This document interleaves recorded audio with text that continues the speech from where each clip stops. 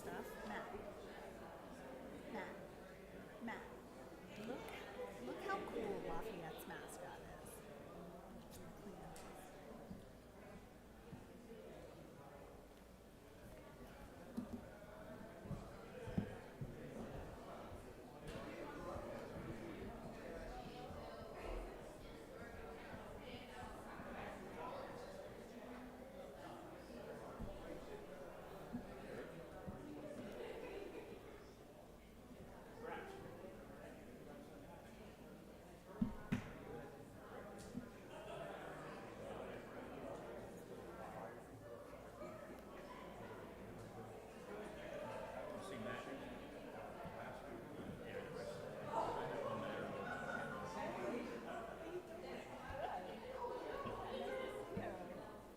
The occasion brings you in. Let me see.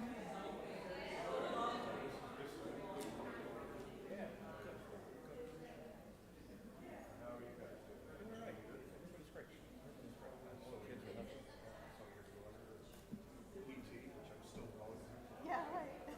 Keeping each other company.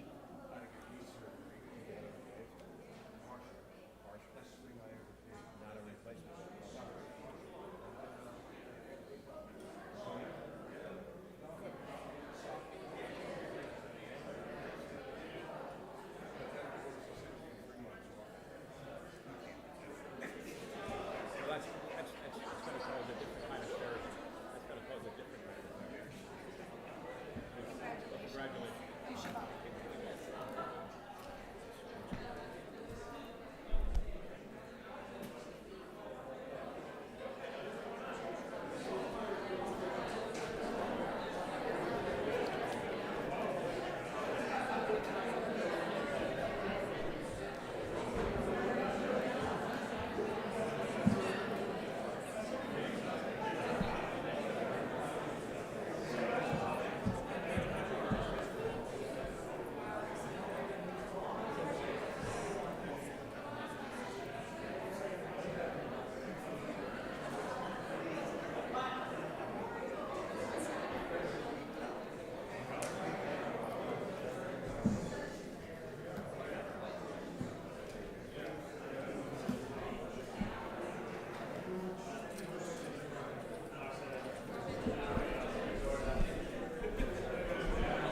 Good evening.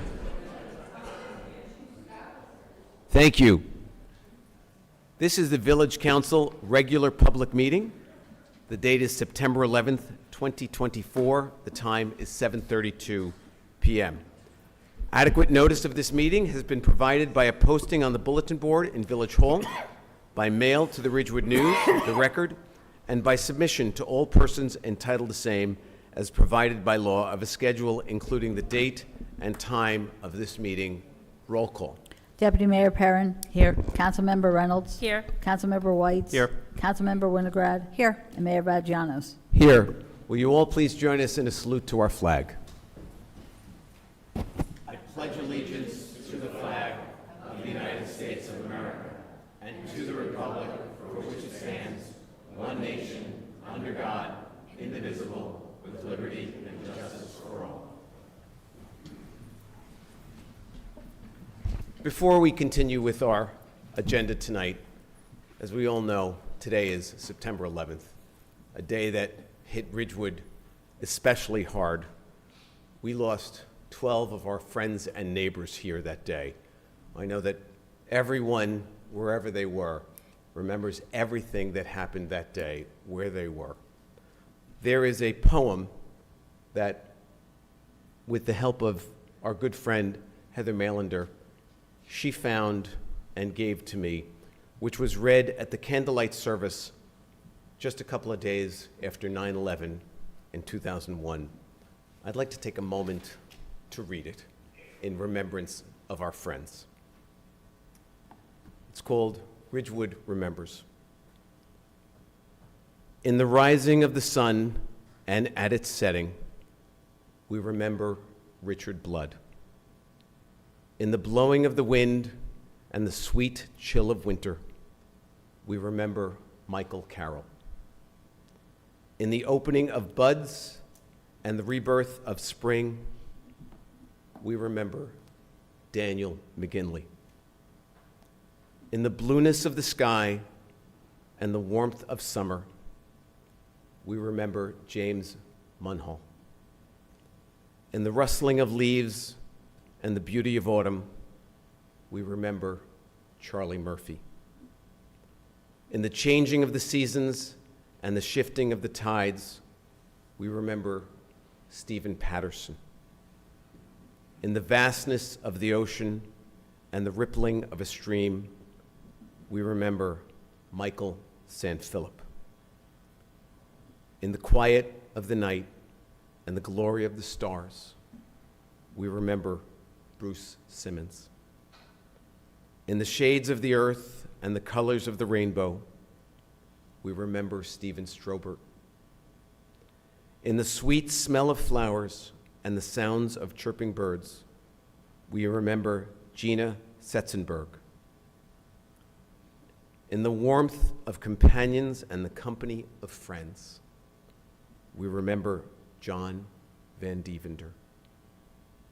In the cry of an infant and the laughter of children, we remember Christopher Wodenschenk. So long as we live, they too shall live, for they are a part of us as we remember them. Let's all take a moment of silence and bow our heads in reflection.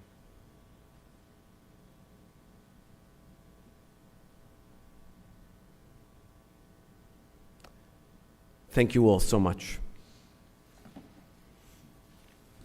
And while we will never forget, let's move on. I move the bills and claims and vouchers and statement of funds on hand as of August 31st, 2024, be accepted as submitted. I second. Perrin, Yes. Reynolds, Abstain. Whites, Yes. Winograd, Yes. and Vagianos. Yes.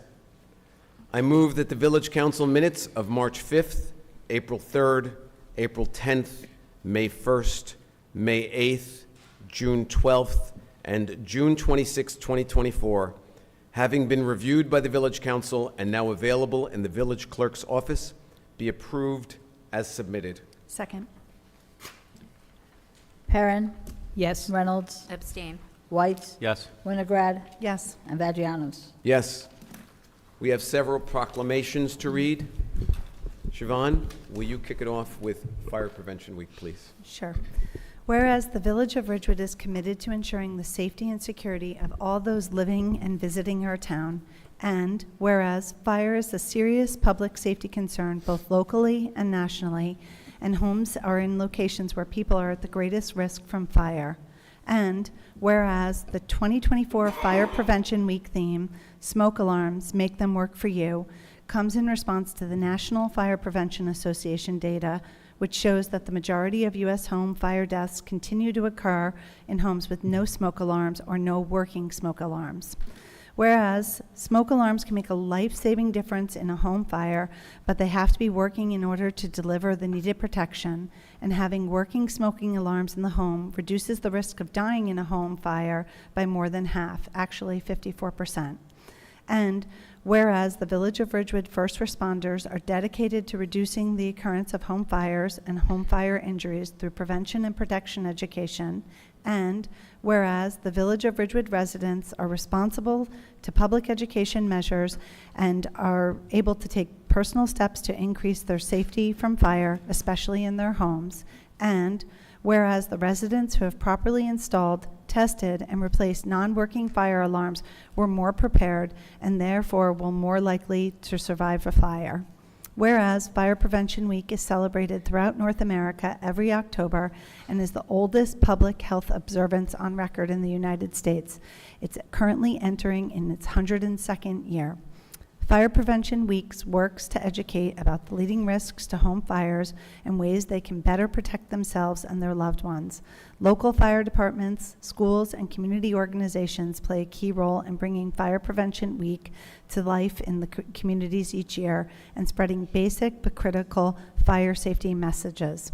Therefore, now it be resolved that the Village Council of the Village of Ridgewood does hereby proclaim the week of October 6th through October 12th, 2024 as Fire Prevention Week throughout the village and urges all residents to protect their homes and families by heeding the important safety message of Fire Prevention Week 2024.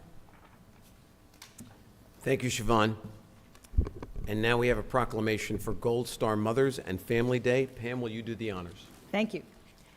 Whereas the United States of America, through its armed forces, has had many heroes who have defended the lives and liberties of our fellow Americans, and whereas many of these heroes have lost their lives in order to defend the virtues of our hard-won liberty and security, and whereas the parents, spouses, and children of these fallen heroes, known as America's Gold Star Mothers and Families, are aware of the exceptional spirit of service that their military family members possessed, which led them to protect and preserve the freedoms we, as Americans, enjoy every single day.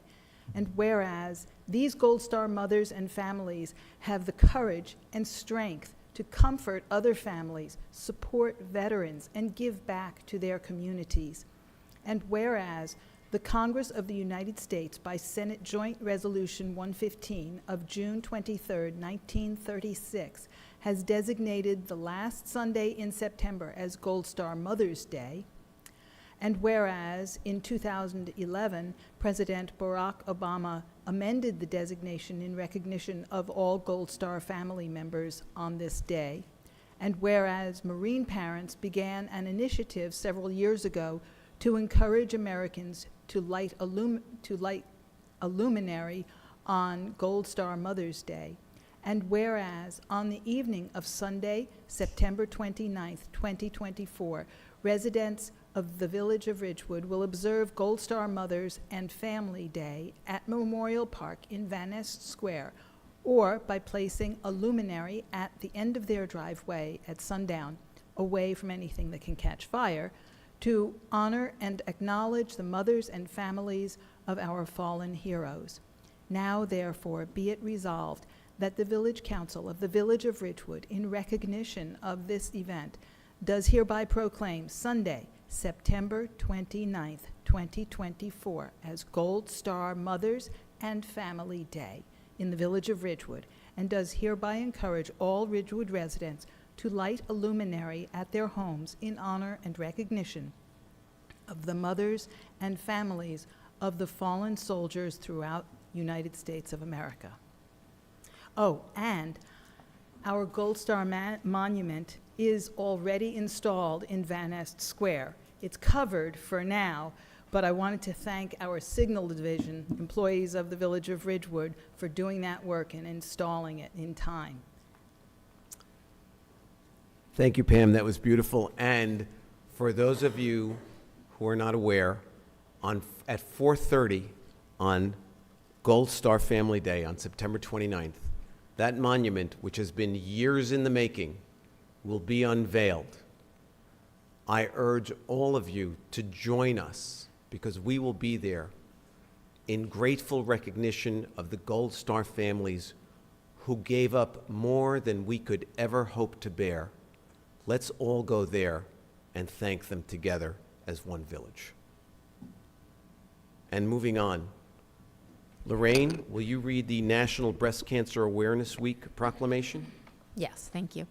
Whereas the Village of Ridgewood values the health of all of its citizens, and whereas the Village of Ridgewood supports awareness of diseases such as breast cancer, which affects the lives of its citizens, and whereas October is National Breast Cancer Awareness Month, and whereas the National Breast Cancer Awareness Month educates women about the importance of early detection for breast cancer, and whereas since the inception of National Breast Cancer Awareness Month, mammography use has doubled and breast cancer death rates have declined, and whereas the Village of Ridgewood would like to promote the use of a mammography as the best available method of detecting breast changes that may be cancer, and whereas breast cancer deaths could decline further if all women age 40 and older receive mammograms at regular intervals, Now, therefore, be it resolved that the Village Council of the Village of Ridgewood urges all women and their families in the Village of Ridgewood to get the facts about mammography and does hereby proclaim October 2024 as National Breast Cancer Awareness Month, as we rededicate ourselves to the pursuit of new and better ways to prevent, detect, and treat this devastating disease. Thanks, Lorraine. You're welcome. And Evan, will you read the proclamation for National Bullying Prevention Month? Whereas bullying is the physical, verbal, sexual, or emotional harm or intimidation intentionally directed at a person or group of people. And whereas bullying occurs in neighborhoods, playgrounds, schools, and through technology such as the internet and cell phones. And whereas various researchers have concluded that bullying is the most common form of violence affecting millions of American children and adolescents annually. And whereas thousands of New Jersey children and adolescents are affected by bullying annually. And whereas targets of bullying are more likely to acquire physical, emotional, and learning problems, and students who are repeatedly bullied often fear such activities as riding the bus, going to school, and attending community activities. And whereas children who bully are at greater risk of engaging in more serious violent behavior. And whereas children who witness bullying often feel less secure, more fearful, and intimidated. Now therefore be it resolved that the Village Council of the Village of Ridgewood does hereby proclaim October 2024 National Anti-Bullying Month, and encourages the Village of Ridgewood schools, students, parents, recreational programs, religious institutions, and community organizations to engage in a variety of awareness and prevention activities designed to make our communities safer for all children and adolescents. Thank you, Evan. And now we move to the really enjoyable part of our evening. We are bringing in a lot of great new people to our village who will be working with us and volunteering with us, and this is really the best part of the night. I'll read the resolution of the appointment of Atia Hall as a deputy village clerk. Be it resolved by the Village Council of the Village of Ridgewood that Atia Hall be, and she is hereby appointed deputy village clerk of the Village of Ridgewood, effective September 9th, 2024. May I have a motion? I very happily second. Okay. Perrin? Yes. I'm sorry. Reynolds? Yes. Whites? Yes. Winograd? Yes. And Vagianos. Yes. Let's all go into the well and swear in Atia.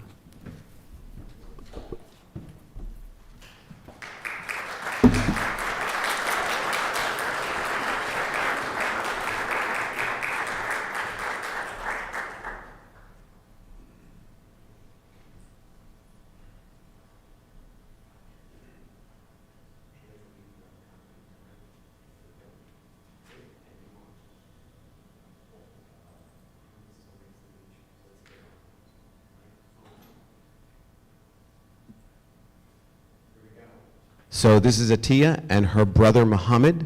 Muhammad, if you will stand right there and hold the Quran, and Atia, if you will place one hand on the Quran and raise your other hand.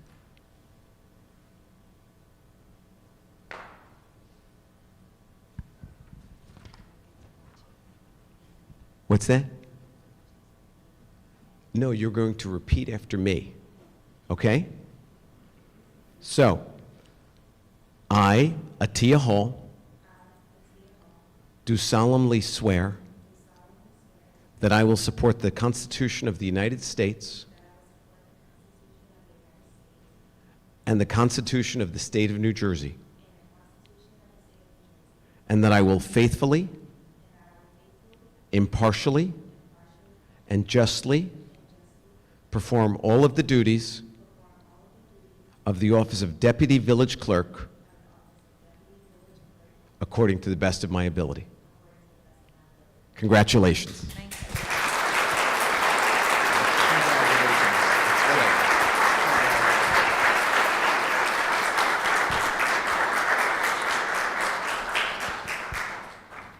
Don't go. Not official. Not official until you sign it.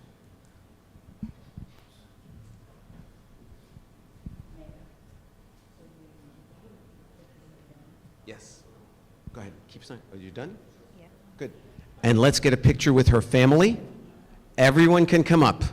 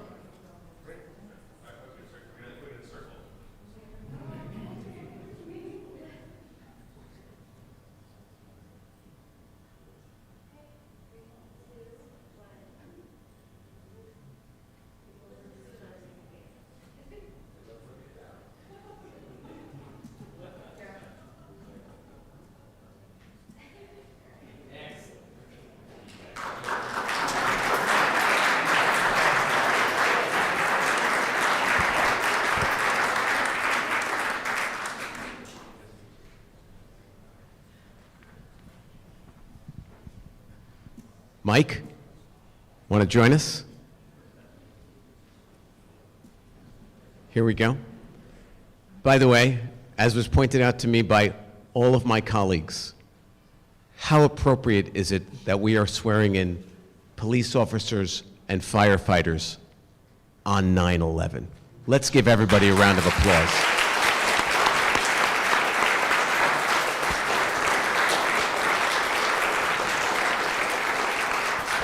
Mike, oh, excuse me, and Chief Lyons has a few words to say. Here you go. Real quick. First off, I just want to thank you for allowing me to say a couple of words. I'd like everybody to get to know Michael Lembo just a little bit better and some of the stuff he's accomplished throughout his career. Michael Lembo was born, raised, and still living in Ridgewood. He was hired by the Ridgewood Police Department in 2004. Michael graduated from the University of Scranton in 2001 with a bachelor's degree in history. And in 2020, graduated from Marist College, where he received his master's in public administration.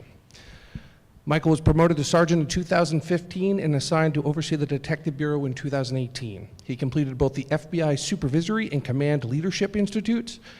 He's also certified cyber investigator through the FBI. Michael just completed a rigorous New Jersey State Association of Chiefs Police Command and Leadership course, formerly known as the West Point Command and Leadership course.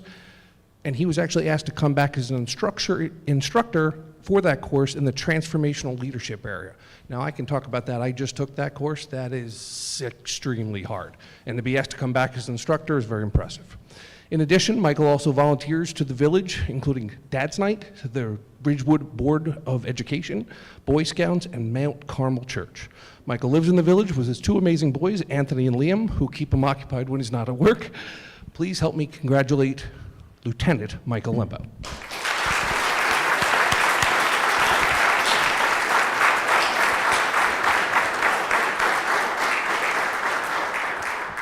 Who is going to hold the Bible for you, Michael? Here you go. Why don't you both hold the Bible? This is an especially important honor for me. Mike has been a friend for many years, so this is a big day. Thank you. Are you ready? I, Michael Lembo, I, Michael Lembo, do solemnly swear do solemnly swear that I will support the Constitution of the United States that I will support the Constitution of the United States and the Constitution of the State of New Jersey, and the Constitution of the State of New Jersey, and that I will faithfully, and I will faithfully, impartially, impartially, and justly and justly perform all of the duties perform all of the duties of the office of Police Lieutenant of the office of Police Lieutenant according to the best of my ability, according to the best of my ability, so help me God. so help me God. Congratulations.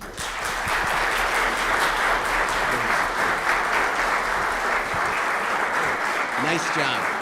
Congratulations. We got a sign. Here you go.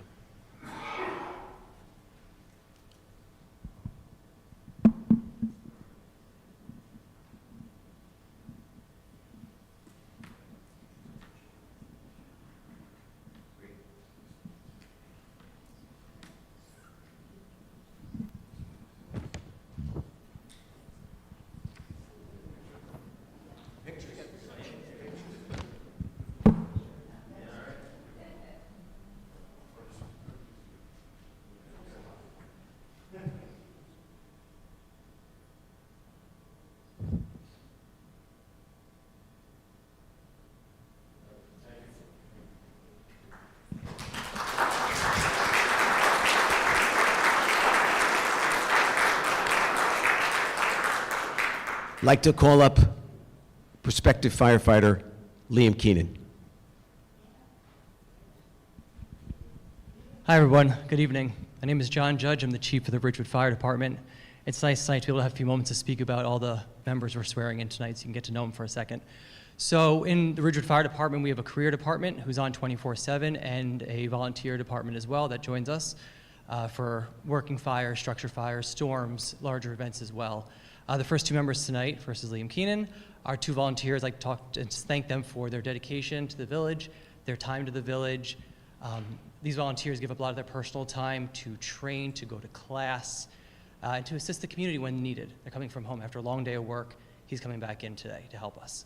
Liam's moved to the department since January 7th, 2023 is when he started with us, through Fire 1, through the academy, looking to go to Fire 2. Graduate of Ridgewood High School, which has been, many of our people who are with us tonight are from the Ridgewood High School and from the village. They grew up here, so it's nice to have him back. So first off, we'd like to swear in Liam Keenan tonight. Come on over, Liam. Who would you like to have hold your Bible?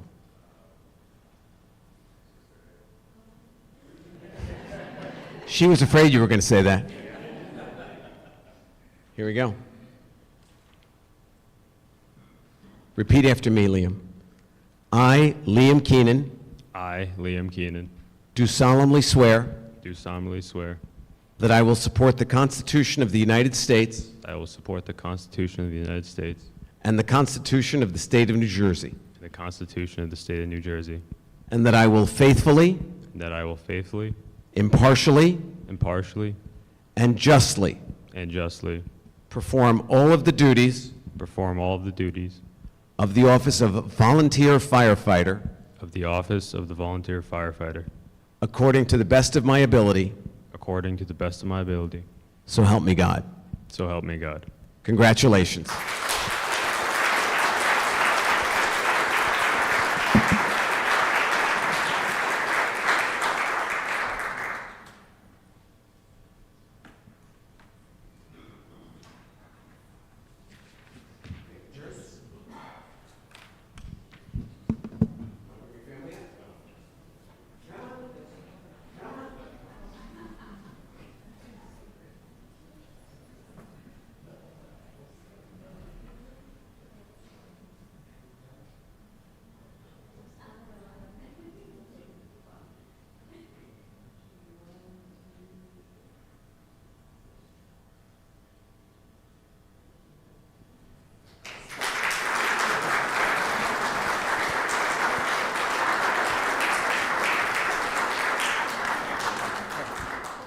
Our second volunteer firefighter this evening is Tyler Sanderson.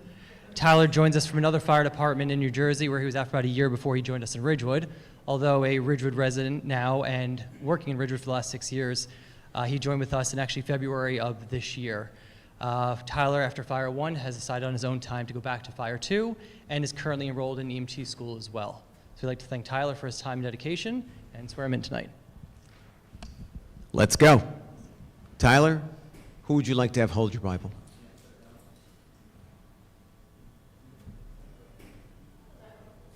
Hello. Here you go. Repeat after me, Tyler.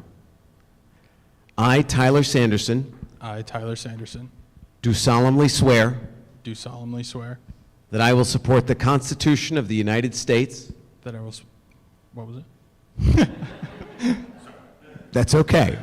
That I will support the Constitution of the United States That I will support the Constitution of the United States and the Constitution of the State of New Jersey, and the Constitution of the State of New Jersey, and that I will faithfully, and that I will faithfully, impartially, impartially, and justly and justly perform all of the duties perform all of the duties of the office of volunteer firefighter of the office of volunteer firefighter according to the best of my ability, according to the best of my ability, so help me God. so help me God. Congratulations.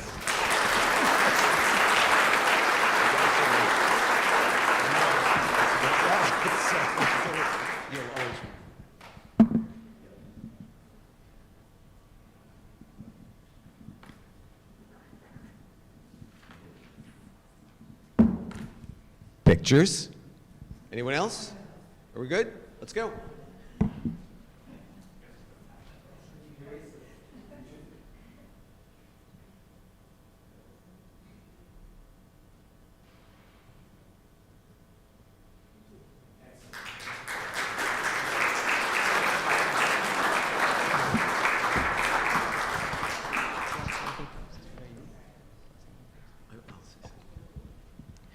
All right, the next two gentlemen we're going to swear in tonight are two of our career firefighters. While they both started Firefighter 1 like everyone else, they went to Firefighter 2, then they go right through EMT school. They started the process with us back in March and have just finished all their schooling right now. They're being assigned a shift, and they will be on probation for about a year to finish up their time here. Our first individual, Tyler Biaggi, is from Ridgewood High, Ridgewood grad. Come on up. And Tyler actually has been with the village already for about 7 years. Tyler's worked in our sanitation division. And when he started the process, so for the career firefighters, the difference is they start the process about 3 years prior at least. They have to do a civil service exam test, get the results for that. That comes out, go through an interview process, a background check, and everything else. But that process right now started about 3 years ago. So, sorry, I lost my train of thought. So it's just been a long process to get to where we are today. And Tyler's been with the village for about 7 years. When he came up on the list, I talked to his previous supervisor, nothing but raving reviews. So it's been an honor and pleasure to have Tyler, and we welcome him here tonight. Thank you, John.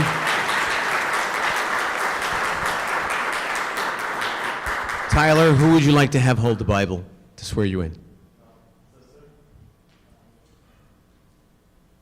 And what's your name? Alexis. I just have to say that Tyler and his family have been neighbors and friends of mine for many, many years, and it is, again, a special honor for me to swear him in tonight. Tyler, if you'll repeat after me. I, Tyler Biaggi, I, Tyler Biaggi, do solemnly swear do solemnly swear that I will support the Constitution of the United States that I will support the Constitution of the United States and the Constitution of the State of New Jersey, and the Constitution of the State of New Jersey, and that I will faithfully, and that I will faithfully, impartially, impartially, and justly and justly perform all of the duties perform all the duties of the office of firefighter of the office of firefighter according to the best of my ability. according to the best of my ability. So help me God. So help me God. Congratulations. Congratulations.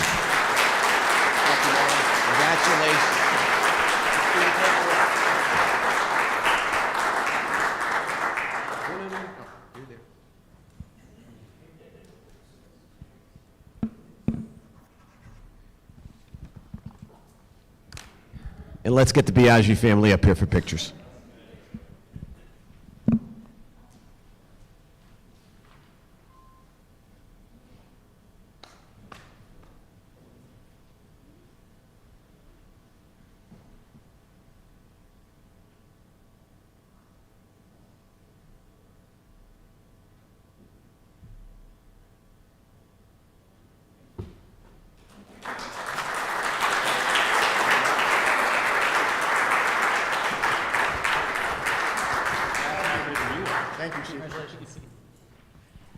All right, before we do our last swearing in, I'd just like to thank all the on and off duty firefighters and police officers who are here tonight on their own time just to come help us celebrate, and congratulate everyone tonight, all the families. Thank you for being here tonight, for everybody, for all your support. Our last member swearing tonight is Thomas Malone. Come on up, Thomas. Thomas also Ridgewood High School graduate, Ridgewood High School born and raised here. Actually joined our volunteers back in September of 23, and then was actually started with the streets department in our village back in October. When I was asked about Thomas, we'll just say he was not as high on the list as I expected, and I was asked if there's any chance of him being hired, and I said, not at all. I said, you hire him, he's a great guy, and they were very happy to have him until I told them we were hiring him. And then 3 months later, we took him away. So now we have the pleasure of Thomas Malone, and we'd like to congratulate you and welcome you here tonight. Thank you, John. Who would you like to hold the Bible for you tonight, Thomas? Here you go. Let's do the last one. Good. I, Thomas Malone, I, Thomas Malone, do solemnly swear do solemnly swear that I will support the Constitution of the United States that I would support the Constitution of the United States and the Constitution of the State of New Jersey, and the Constitution of the State of New Jersey, and that I will faithfully, and that I will faithfully, impartially, impartially, and justly and justly perform all of the duties perform all of the duties of the office of firefighter of the office of firefighter according to the best of my ability. according to the best of my ability. So help me God. So help me God. Congratulations.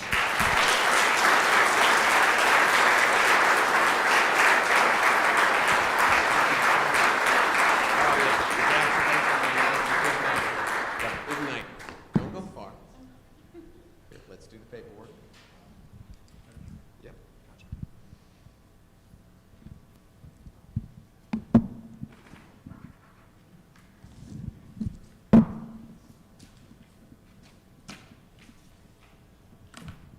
And Thomas, let's bring your family up for some pictures.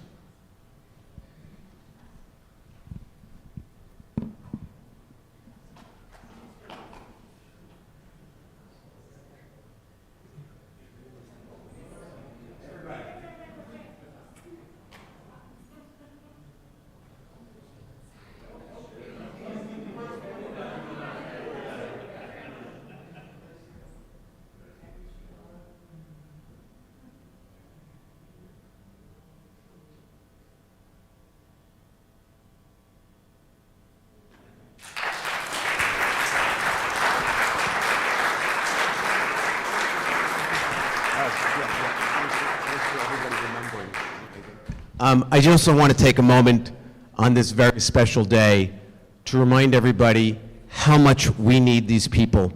Just yesterday morning, a little after 8 a.m., there was a fire that fully engulfed a home on Beveridge Road.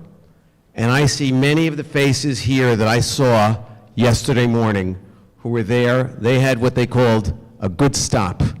Everybody got out, and everything was fine. So thank you all so much for the work that you did yesterday morning. Let's give them a round of applause.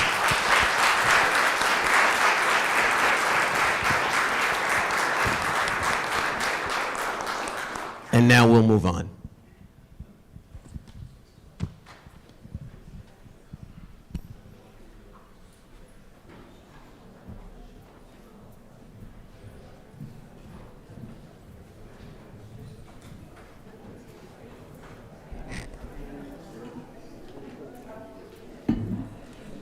I love the fire shirt. It's great. We want to hear about resolutions and bond ordinances? goodness. Is that exciting? So,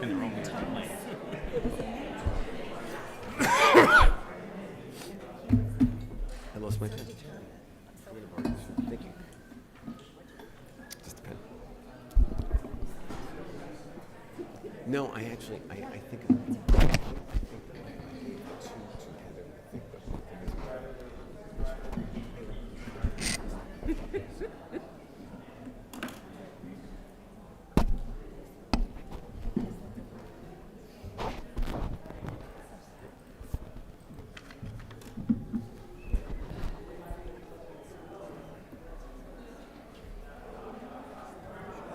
yeah, oh, pass some down to Adam.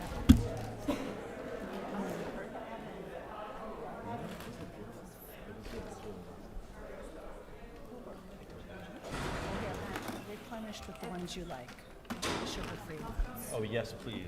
I love mine at home. Very well done. Everybody needs a washing jar. Actually, you know what? Let me grab a second. Pass it back. Sure. Yes, I agree. You're going to need one. It's not going to be a long meeting, but it'll be long enough. There you go. And before we open up public comment tonight, just an announcement that if you plan to speak, please provide your name and the municipality you live in. After speaking with my colleagues, this is how we have agreed we will proceed at public comment moving forward. In talking to Heather, next year's Village Council can formalize that policy at the reorganization meeting in January to confirm this procedure. And with that, let's go to comments from the public. All comments are 3 minutes. Good evening, Mayor and Council. My name is Ann Loving, and I live in Ridgewood. Yesterday morning, there was a Fields Committee meeting. At this meeting, one of the members launched into a rather emphatic diatribe against another member.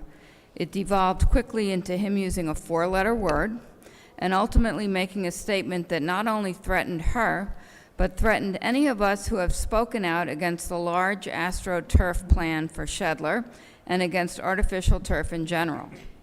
Specifically, this man said, quote, "Stand up to the obstructionists. I am going to make sure that my 20 years of connections in this town know who the obstructionists to progress are," unquote. The reason I'm mentioning this here at a village council meeting is twofold. First of all, there are two people sitting on the dais who were at that meeting yesterday. Neither said anything to stop this man. His rant went on for quite some time. Therefore, neither could really use the excuse that they were momentarily taken aback and couldn't think of what to say. There was plenty of time to interject. I'm absolutely dismayed that Councilwoman Winograd and Village Manager Kazmark were mute while this was happening. Shame on both of you. It's embarrassing. Ironically, you all just declared October to be National Bullying Prevention Month. Think about that. Second, this man said that he was going to let all his connections from 20 years of living in this town know who the people he characterized as obstructionists are. The man is a representative for the Ridgewood Lacrosse Association, so I am guessing he knows a tremendous number of people. I am therefore very happy to learn just now that you have decided not to require us or even to suggest that we give our addresses anymore. In fact, I hope for the sake of people that have force of habit, you will tell people, don't give your address. I don't know if you knew about yesterday's incident when you made that decision, but I am glad you have made that decision, and I appreciate it. Thank you. Thank you, Ann. Anyone else?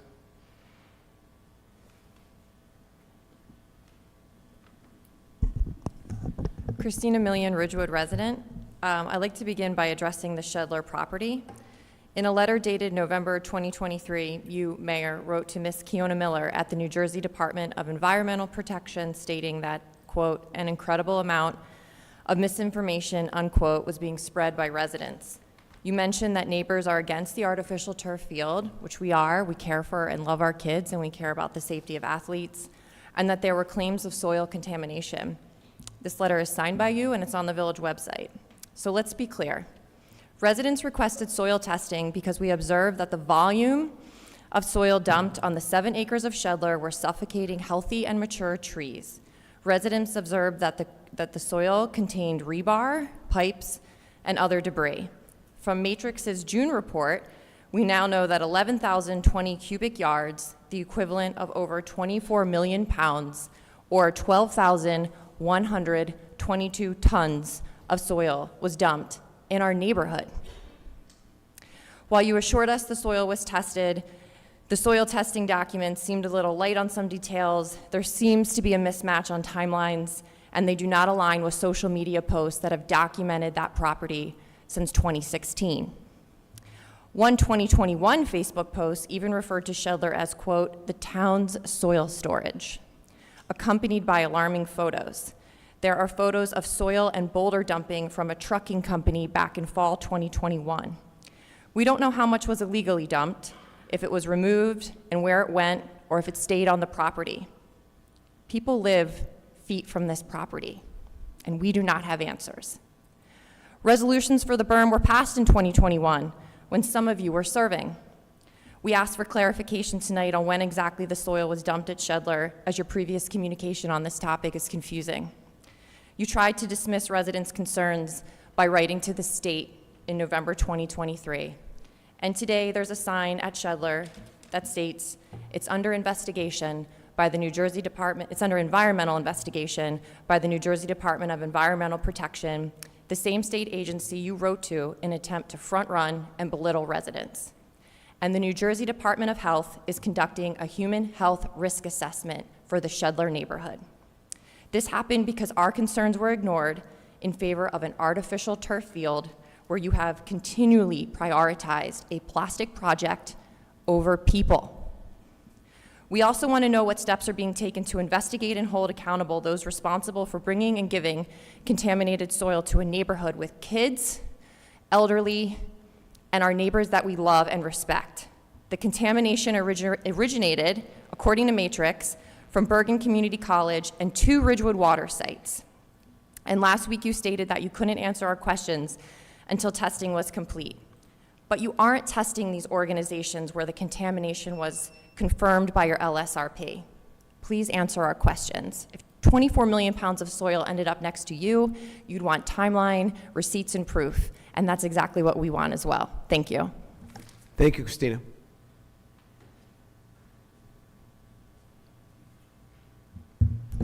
Cynthia O'Keefe, Ridgewood resident. I just wanted to address the soil contamination.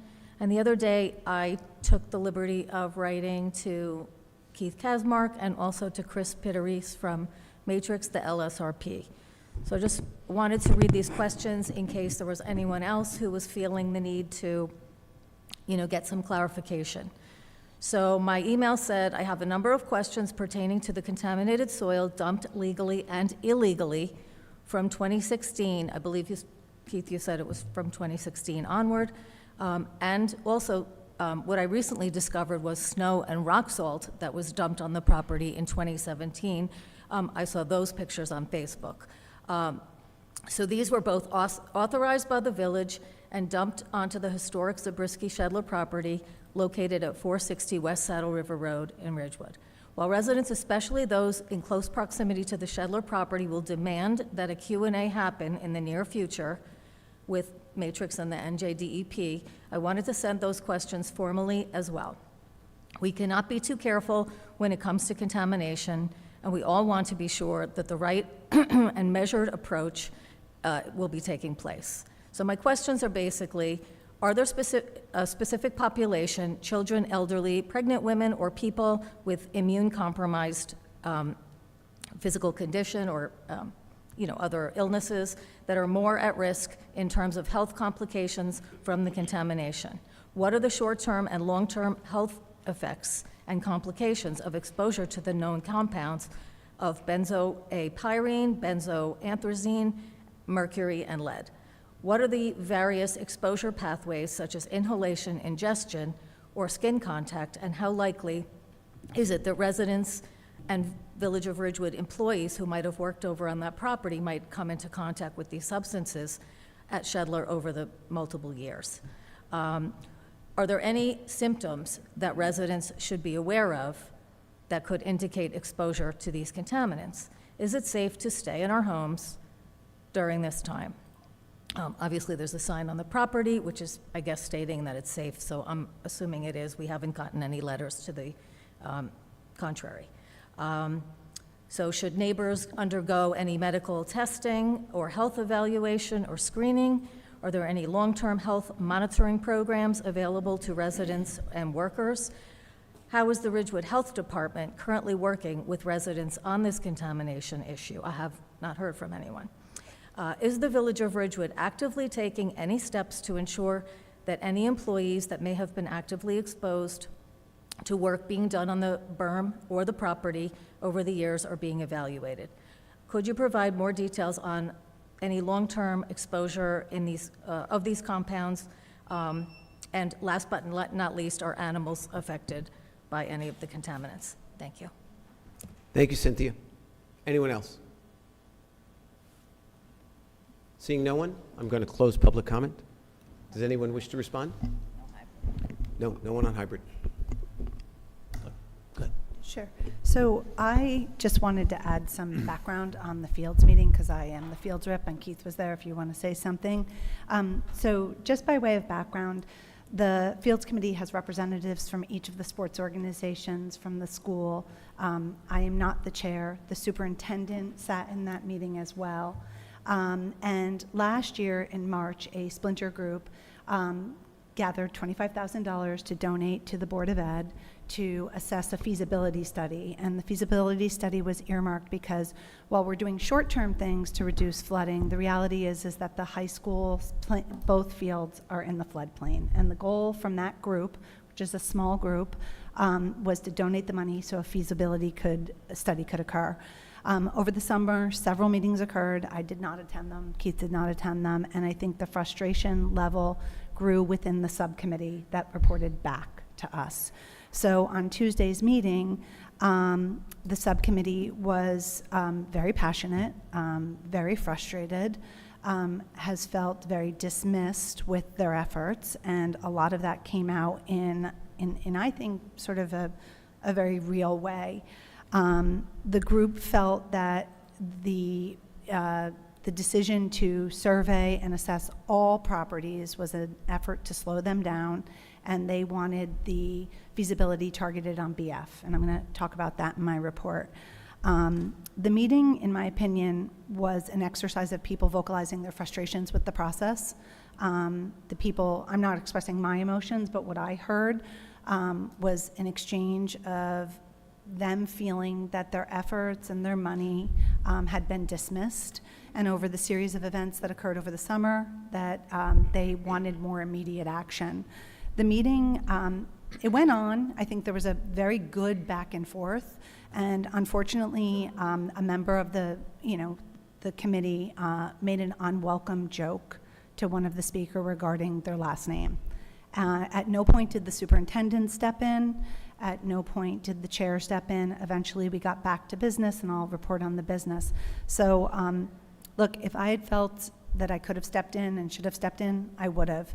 Subcommittee meetings are where a bulk of our content goes. I think the expression was intense both ways, and I want to see all the committees work. When I took my seat, many of my committees have had back and forths that have been very intense.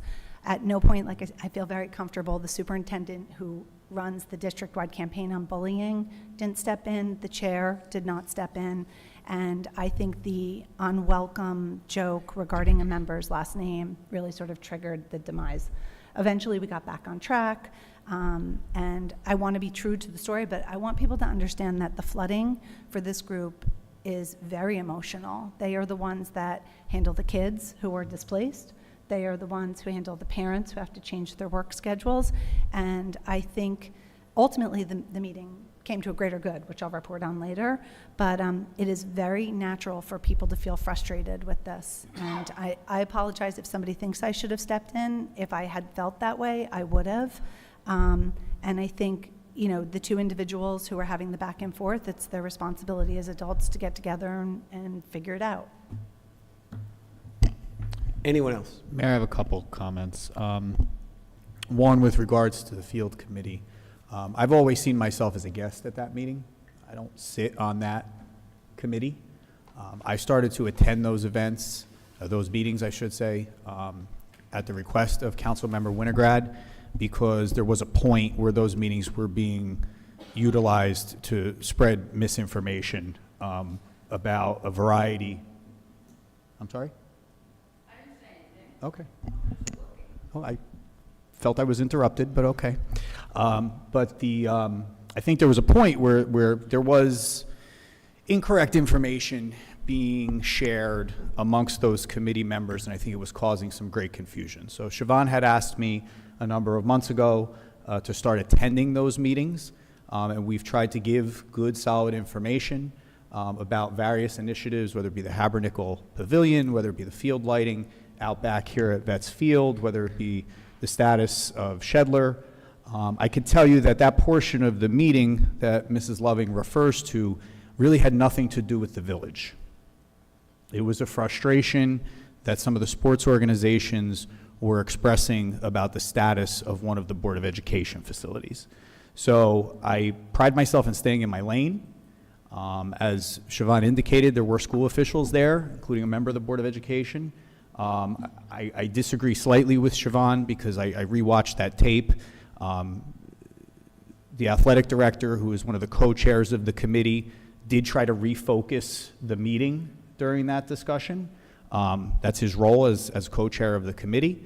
I really did not feel it was my place to intervene because, again, I see myself as a guest at the Fields Committee meeting who is just there to bring accurate information back to the Excuse members. me.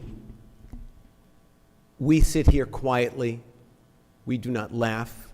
We do not make faces. We do not discuss while anyone at that microphone is speaking. You ask for answers, someone is responding.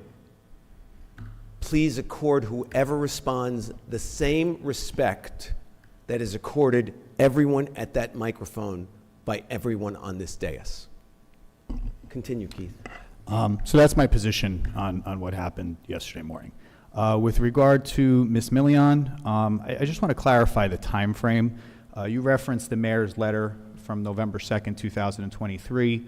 That was a letter that I don't want to speak for the mayor, but he wrote and was included in the Shedler application to try to clarify where we were at that point in time. The letter from Tom Farrell, which required the soil testing, did not arrive here at the village until December 11th. So I think you're mixing up the time frames because what we knew on November 2nd and what we were asked to do by the DEP on December 11th, there was a period of time there where we weren't aware that the DEP was going to make that request of us in December of 2023.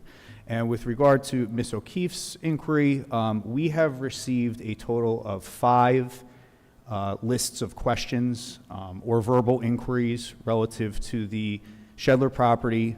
Actually, one of those 5 was relative to Habernickel. I spoke to that individual, and he was satisfied with the explanation that the village gave. That was a phone call inquiry. The other 4 or 5 inquiries were sent to Matrix for responses. Depending on how many more of those we receive, we may have to set up a little bit more of a formal process with a time frame for folks to submit and a time frame for Matrix to respond. They actually have a phone call at 3 o'clock tomorrow afternoon to discuss just that. If there is a more formal process, we will certainly announce that to the public. But I encourage anyone who has any questions about the soil testing at Habernickel or at Shedler to submit those questions in writing to me. We will get them to the LSRP. If they need to be answered on the village side, we'll get the appropriate professional staff to respond to those, and we will do that as quickly as we possibly can. Thanks, Keith. Anyone else? I have a response. Christina, you mentioned my letter of last year. What you did not mention is that there were a number of allegations in there that proved to be completely untrue, that it was a Revolutionary War site. Excuse me, we do not make faces, we do not smile at you. We sit and listen respectfully. We ask the same courtesy. That it was a Revolutionary War significant historical site, it has proven not to be. That it was wetlands, it has proven not to be. I do not have the letter in front of me, but there were several other allegations that proved to be misinformation that was being spread. Additionally, at that time, I included as an attachment to that letter all of the testing done to date at that time. I also alluded to the fact that we were in touch with the DEP. I believe I specifically mentioned Tom Farrell, the head of the Soil Division, and said that we were in touch with him and that if they asked for additional testing, we would comply. They did, and we have. Please, if you're going to say something about something that's in one of my pieces of correspondence, put it in context and use all of the information. Thank you. And now we will move on. Keith, Village Manager's Report. Thank you, Mayor. First, I would like to publicly welcome our new Deputy Village Clerk, Atia Hall. Had the opportunity to sit in the interview process with Heather in interviewing Deputy Clerk for the Deputy Clerk's position. Atia was nothing but impressive. She comes to us with a resume where she served in the municipal clerk's office in other municipalities, most recently as a deputy clerk. So I welcome her and look forward to working with her as she begins her career here in the village. I also want to congratulate our 2 new career firefighters, Tyler and Thomas, to the Ridgewood Fire Department. As Chief Judge indicated earlier tonight, both are transferring from other village departments. So we're very familiar with these 2 young men's work ethic, and we look forward to their long career here with the Ridgewood Fire Department. I also want to congratulate volunteers Connor, who couldn't be with us tonight, a little under the weather, Liam and Tyler, for their commitment as volunteer members of the fire department. Also want to congratulate our newly minted Lieutenant, Mike Lembo, on his promotion tonight. All the best to Mike, and I wish him nothing but success in his new position as a police lieutenant with the Ridgewood Police Department. It's also rather fitting, as the mayor indicated, that we made these promotions and swore these folks in tonight on the 23rd anniversary of September 11th. Just a few items to report tonight. First, our new mini solid waste truck was delivered to sanitation yesterday. We're looking forward to having this new addition in the fleet that will primarily serve our apartment buildings and some of our needs downtown. We've been having issues procuring vehicles over the last year or two for sanitation and recycling, but we are very near to having our fleet back to full capacity. Yesterday, as the mayor also indicated, we had a working house fire in the village. I want to thank the Ridgewood Fire Department and our police department for their swift action. Thankfully, there were no injuries, and the village is working with the homeowners.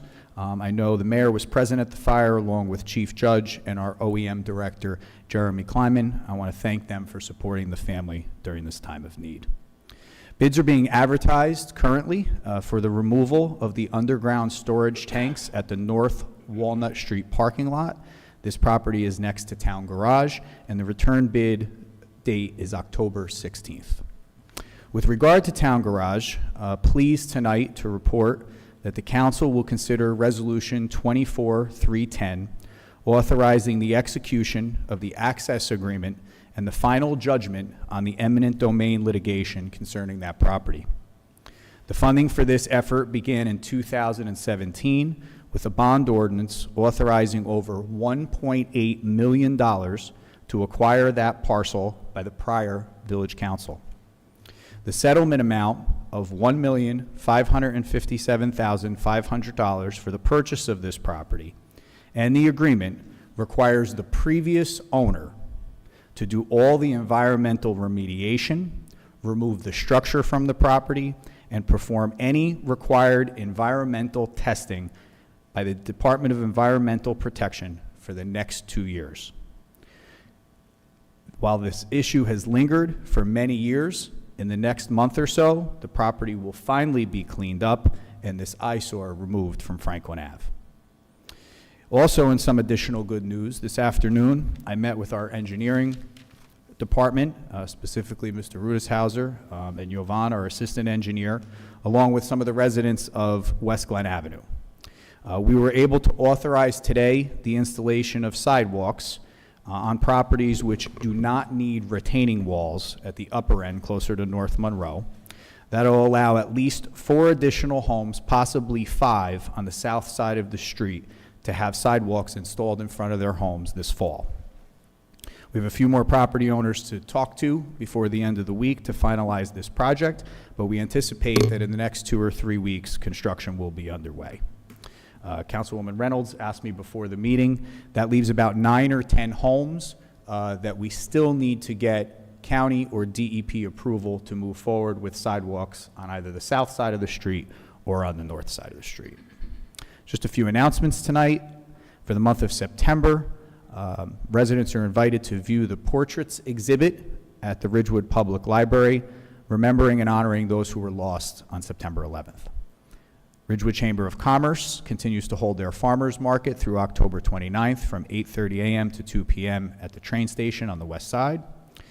Please join the Parks and Recreation Department this Sunday for their annual Ridgewood Fall Festival Street Fair from 12 to noon on East Ridgewood Avenue. The Health Department will be hosting an Introduction to Suicide Prevention seminar on Tuesday, September 17th from 7 p.m. to 8:15 p.m. They will be joined by the Bergen County Suicide Prevention Coordinator for a discussion on what we know about suicide and up-to-date research on prevention. Please contact the Health Department for more information. Every second counts in a medical emergency, which is why the File of Life program is so important. It gives first responders access to life-saving medical information, allergies, medications, etc., when the people in need of emergency care are unable to speak for themselves.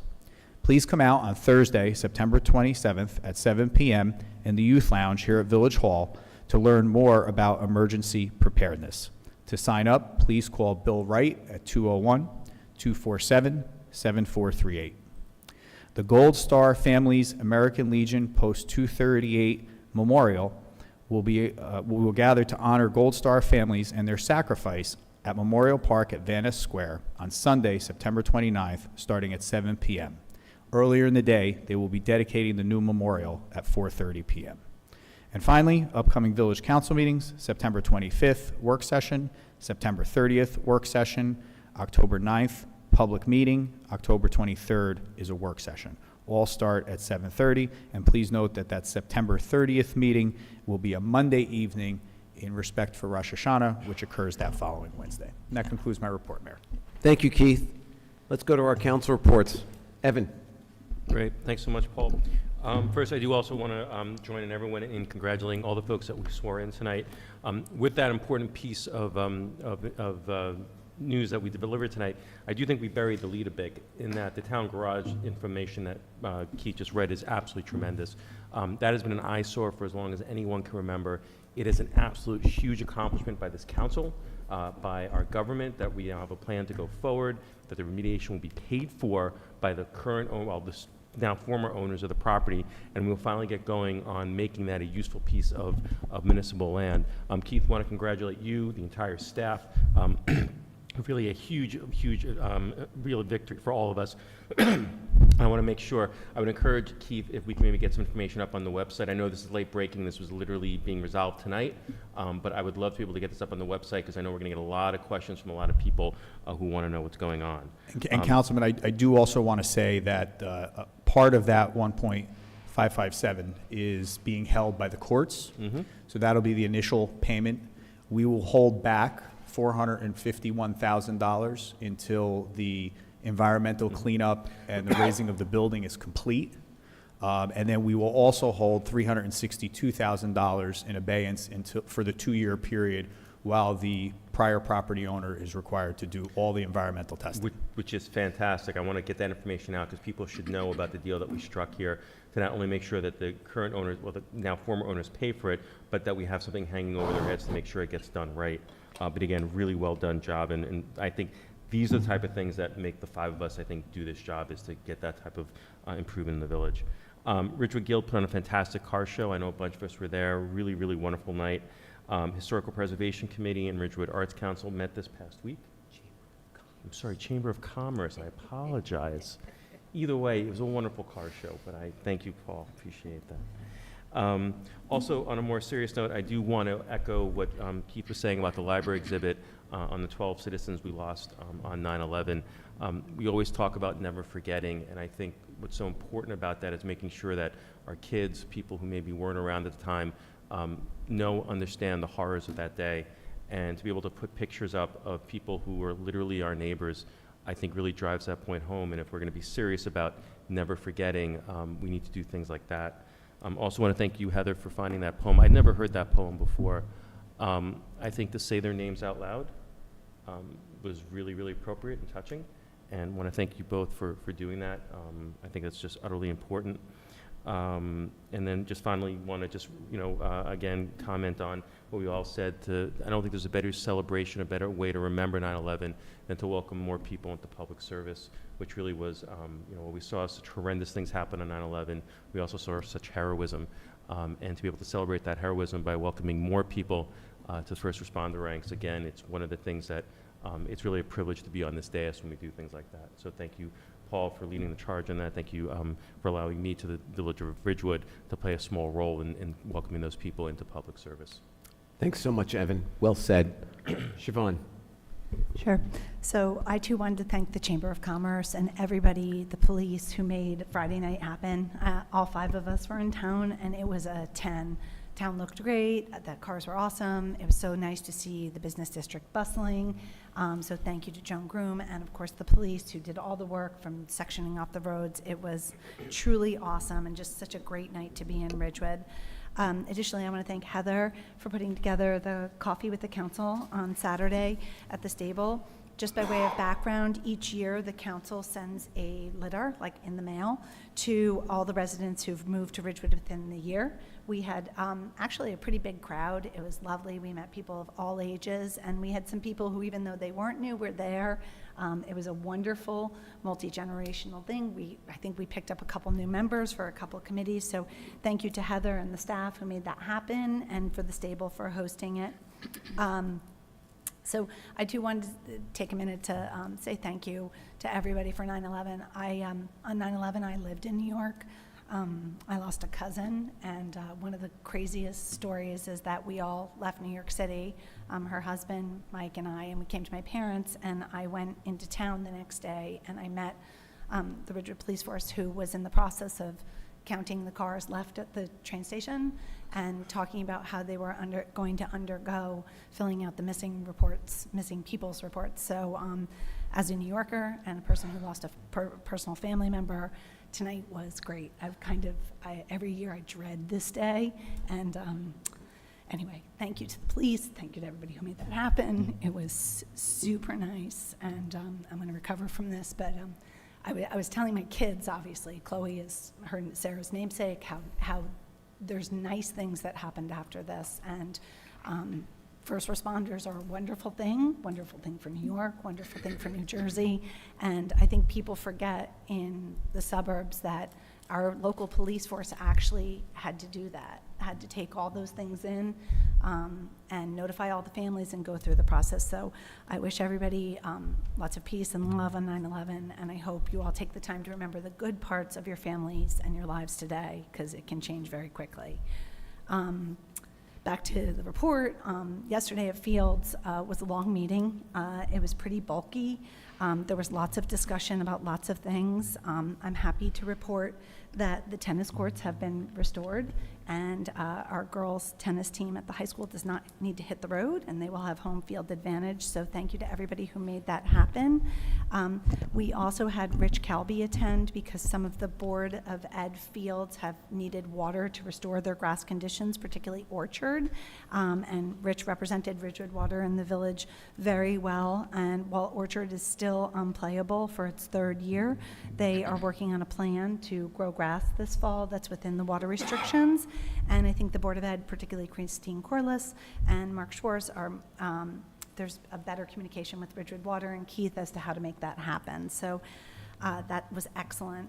Additionally, what we talked about earlier is that yesterday Fields voted unanimously to support the concept of creating a proposal, an investigation into exploring BF as an alternate stadium. So when and if it should flood, and the discussion, it was approved by all the groups, including the two liaisons. No one dissented, to look at creating a satellite stadium at BF that would be turf, and to accommodate the flooding of the two fields that the high school owns.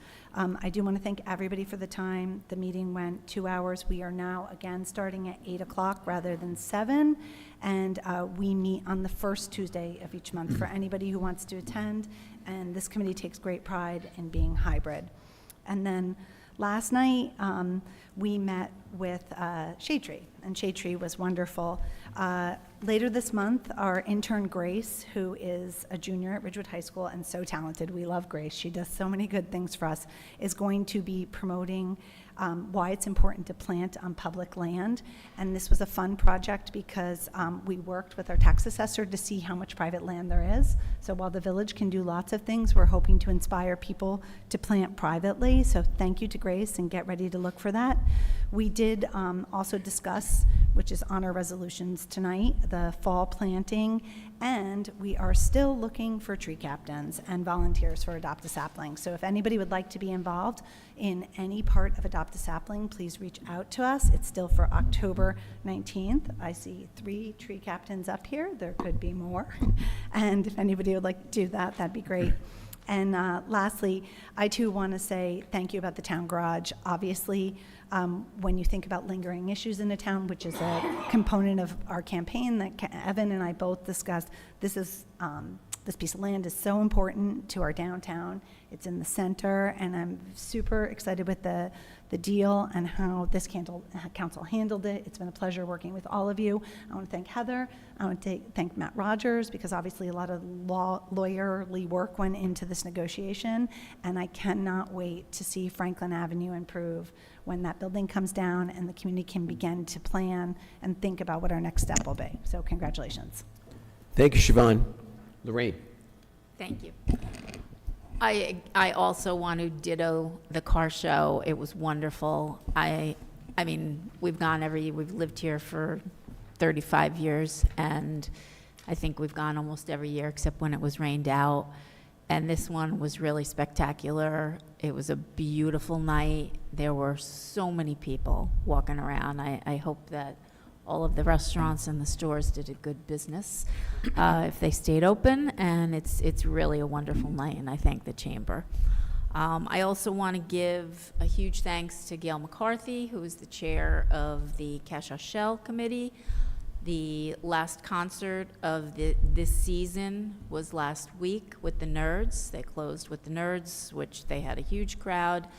And I really want to thank her and the whole committee. They work so hard every year to bring in great bands, a huge variety, like every genre you can imagine in music. They just work so hard, and I'm sure they're already working now for their concerts for next year. So kudos to the whole committee. Thank them. I wanted to say on October 6th, Project Pride is going to be removing all of the spring and summer plantings, and we will do a fall planting. And it's being advertised on a lot of social media. It's on the website. If you have any interest in volunteering, please contact me. 2 to 3 hours worth of work, depending upon how many people volunteer. More people make less work, which is good. So please volunteer. And then our first Citizen Safety Advisory Committee meeting of the school year will be next week on Thursday, which is September 19th, 7:30 in the Garden Room. If you have any concerns about safety, please come. All are welcome, and that's it. Thanks. Thanks, Lorraine. Pam? Thank you, Mayor. I also had a great time at Coffee with the Council because we got to meet all these new residents, and that was great.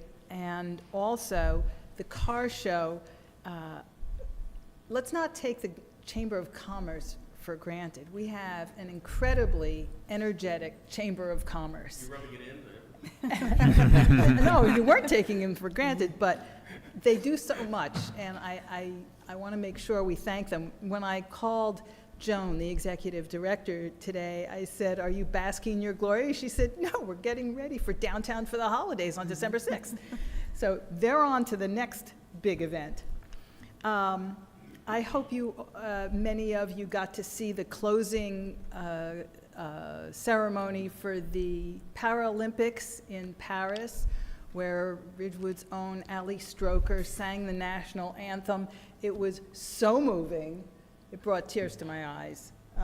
And her flourishes and her interpretation of a well-known song were just so new and innovative. She's terrific. I was very proud of her.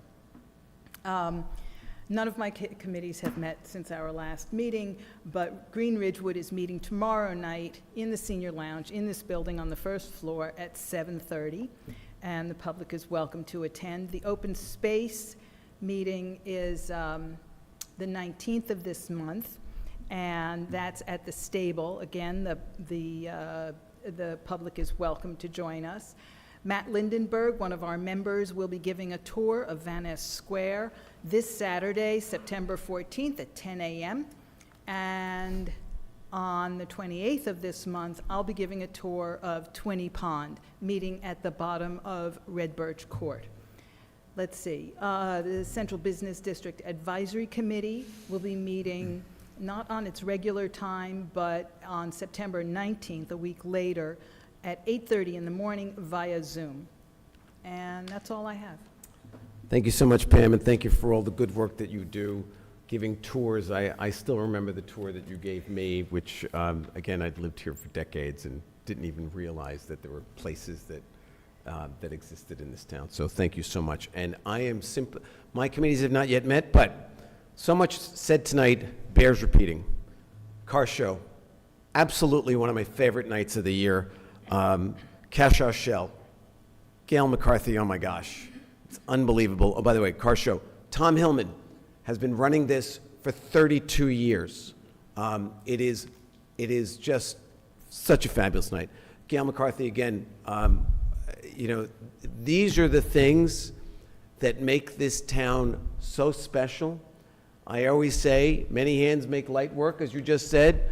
Everybody should get off the bench and in the game. These people are in the game. They're doing things that make our town great, that make it wonderful for everyone. And nobody knows who they are. And they don't really care because they just love doing this. The Nerds concert, oh my gosh, it was lights out, just wonderful. Allie Stroker, I remember her playing bitty basketball with my older daughter. And to see her today brings tears to my eyes.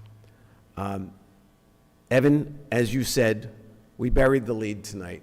The town garage, as everyone knows, I spent a lot of time in the Central Business District. That has been a disaster for decades, And I am so proud of this council that it has taken care of this so that it will very soon no longer be an eyesore. I congratulate each and every one of you and every member of this dais, Heather, Matt, and Keith. Thank you for getting this done. It is with great appreciation because this is a really nice town. To have that unsightly building there for so long is unacceptable and unforgivable. So I am grateful that that was taken care of. And finally, we've said a lot about the swearing-ins on 9/11. But as I gave it more thought, and it's something that Evan inspired me to think about, for all of the police and firefighters who died that day, legions of them, and yet here are these young men and women knowing that that is what happens. And yet they sign up to do it again, and their families are so proud and so grateful that they have this opportunity. I am in awe of each and every one of them. And with that, we will move on to our regular agenda. Thank you all so much. I move the first reading of Ordinance 4013.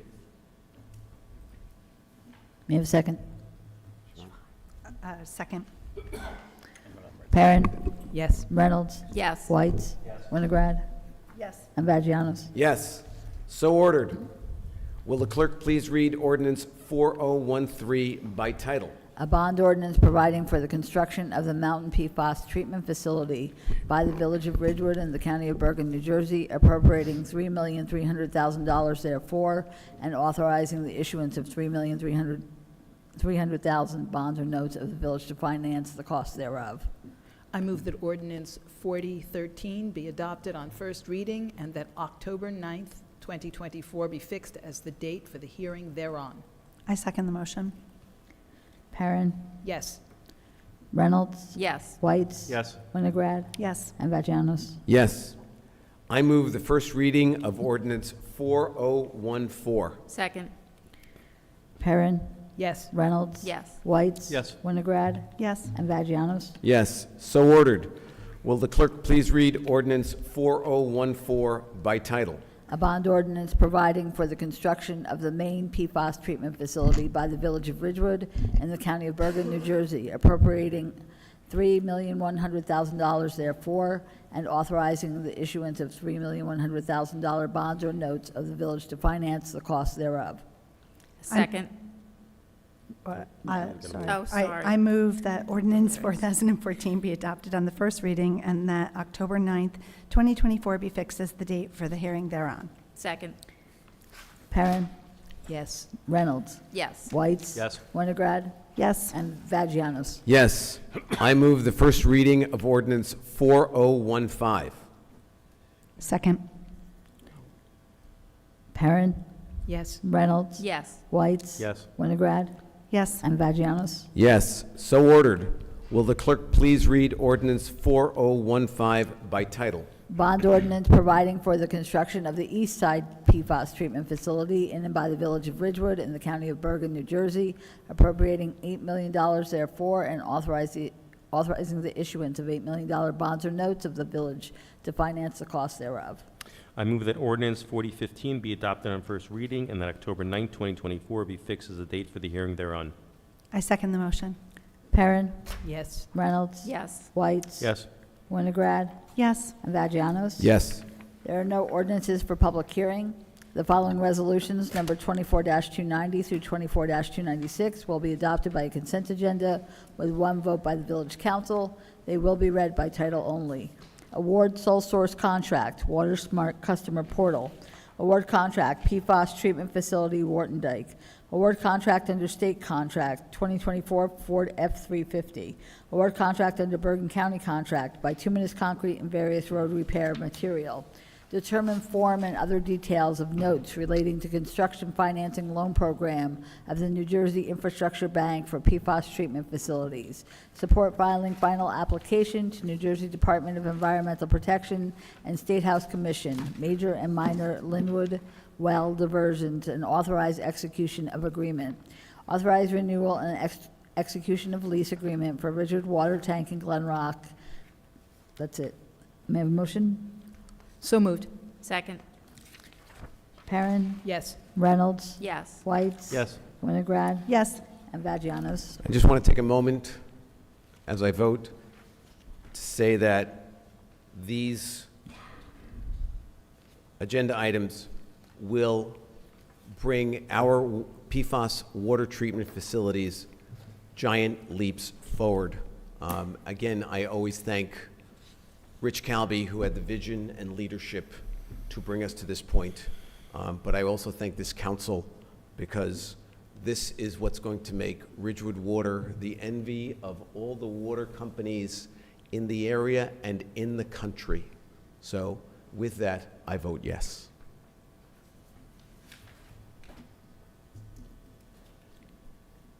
I'm coming. I move the first reading of ordinance 4016. I second. Perrin, Yes. Reynolds. Yes. Whites. Yes. Winograd, Yes. and Vagianos. Yes, so ordered. Will the clerk please read ordinance 4016 by title? An ordinance to amend Chapter 249 of the Code of the Village of Ridgewood entitled Streets and Sidewalks at Section 249-24, entitled Duty of Owner at subsection B. I move that ordinance 4016 be adopted on first reading and that October 9th, 2024 be fixed as the date for the hearing thereon. I second the motion. Perrin, Yes. Reynolds. Yes. Whites. Yes. Winograd, Yes. and Vagianos. Yes, I move the first reading of ordinance 4017. Second. Perrin, Yes. Reynolds. Yes. Whites. Yes. Winograd, Yes. and Vagianos. Yes, so ordered. Will the clerk please read ordinance 4017 by title? An ordinance to amend Chapter 223 of the Code of the Village of Ridgewood entitled Property Maintenance at Section 223-59 entitled Weeds. I move that ordinance 4017 be adopted on first reading and that October 9th, 2024 be fixed as the date for the hearing thereon. I second the motion. Perrin, Yes. Reynolds. Yes. Whites. Yes. Winograd, Yes. and Vagianos. Yes, I move the clerk read ordinance 4009 I by think title. Deputy Oh, excuse Mayor me, Perrin. yep, sorry. Yeah. Yep. I'm going to recuse myself from this matter. Okay. I move that the clerk read ordinance 4009 by title on second reading and that the public hearing thereon be open. Second. Perrin, Yes. Reynolds. Yes. Whites. Yes. Winograd. Yes. Will the clerk please read the title of ordinance 4009? An ordinance to amend Chapter 145 of the Code of the Village of Ridgewood fees at Section 145-6, enumeration of fees relating to code chapters. The public hearing is now open.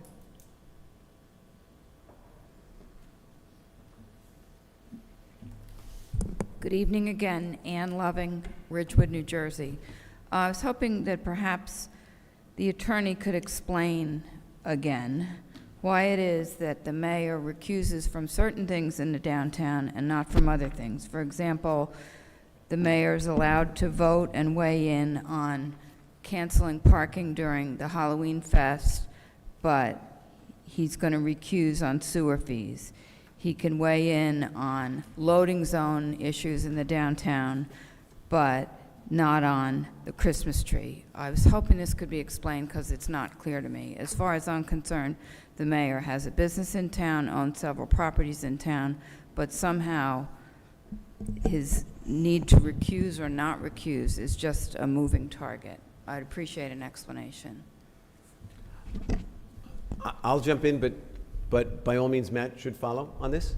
I don't actually have to recuse on this, and there was some discussion about it, but because I had done so historically, I chose to recuse myself on this. But by law and by our attorney's opinion, I do not have to, because I am part of a class of people. It does not affect me solely or only a few of us. It affects everyone who operates in the downtown. Matt. And then, that's been stated before on the record. There are, anybody can recuse themselves or step away from any vote that they feel uncomfortable with, or whether or not they want to participate in it. The issue, whether or not there is a conflict, is separate and apart from that. And it's been talked about, the case law, the guidelines all say that a member of someone who has a business in a district does not have a conflict if the law or the issue that's ahead of them and that they're being discussed treats them the same way it treats everybody else. In this case, the substance of this particular ordinance treats all users the same way, so he's not being segregated out or separated out. Certainly, it treats him the same way that it treats any other user in the central business district. He chose to do it. It's his prerogative to do that, and that's why he chose on this instance to step away on this one. But there is no conflict with this. It's also worth noting that the ordinance actually raises rates. So theoretically, if the mayor had an interest, he would actually, this actually hurts that interest. Thank you, Matt, for the explanation, but it's worth noting, again, this raises actually rates for the other people in the business district, including, I suppose, the mayor. It doesn't actually lower them. Thank you for the explanation.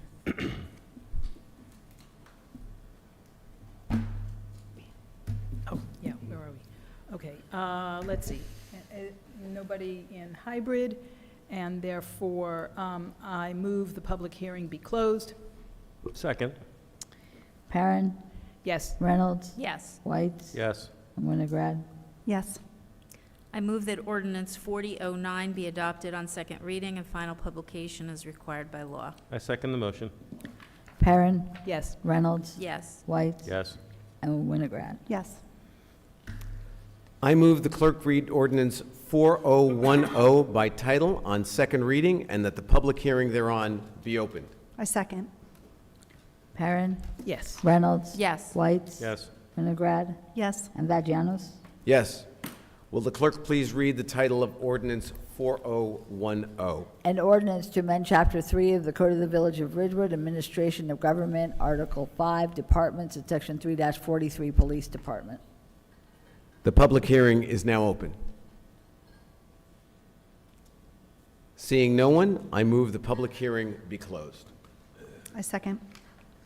Perrin, Yes. Reynolds, Yes. White, Yes. Winograd, Yes. and Vagianos. Yes. I move that ordinance 4010 be adopted on second reading and final publication as required by law. I second the motion. Perrin, Yes. Reynolds, Yes. White, Yes. Winograd, Yes. and Vagianos. Yes. I move the clerk read ordinance 4011 by title on second reading and that the public hearing thereon be opened. I second. Perrin, Yes. Reynolds? Yes. Whites? Yes. Winograd? Yes. And Vagianos? Yes. Will the clerk please read the title of ordinance 4011?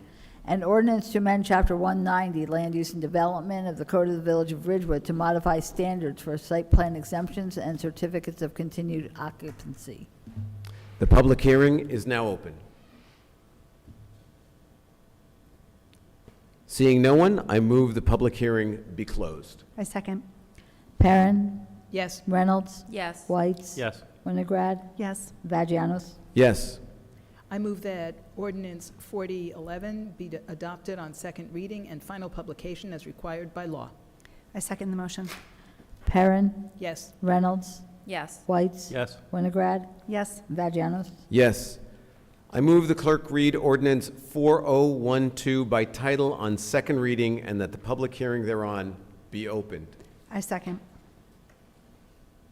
Perrin? Yes. Reynolds? Yes. Whites? Yes. Winograd? Yes. And Vagianos? Yes. Will the clerk please read the title of ordinance 4012? An ordinance to amend Chapter 265 of the Code of the Village of Ridgewood, Vehicles and Traffic, at Section 265-27, Taxi Stands, and Section 265-72, Schedule 22, Loading Zones, and Section 265-73, Schedule 23, Taxi Stands. The public hearing is now open.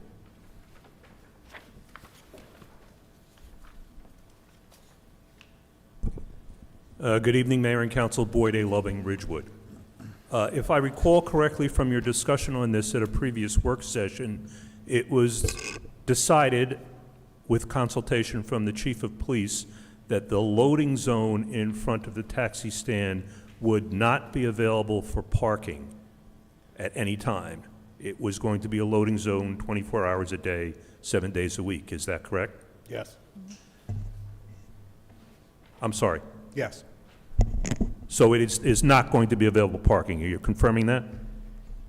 It's not going to be turned into parking. It's going to be used for a loading zone for goods and services that need to be brought to businesses in the Central Business District. Can also be used for drop-off and pickup of pedestrians. Okay. Just a question, and I discussed this with the mayor about another loading zone. Can you tell me the number of loading zones in the Central Business District that will be designated in the same manner? That is, that there will at no time be parking allowed in the loading zone. I believe there is one right by the mayor's place of business. I'm sorry, one of his places of business, the restaurant on 21 East Ridgewood Avenue. There is a loading zone right in front of Envy, and I believe that that loading zone is restricted to be a loading zone 24 hours a day, 7 days a week.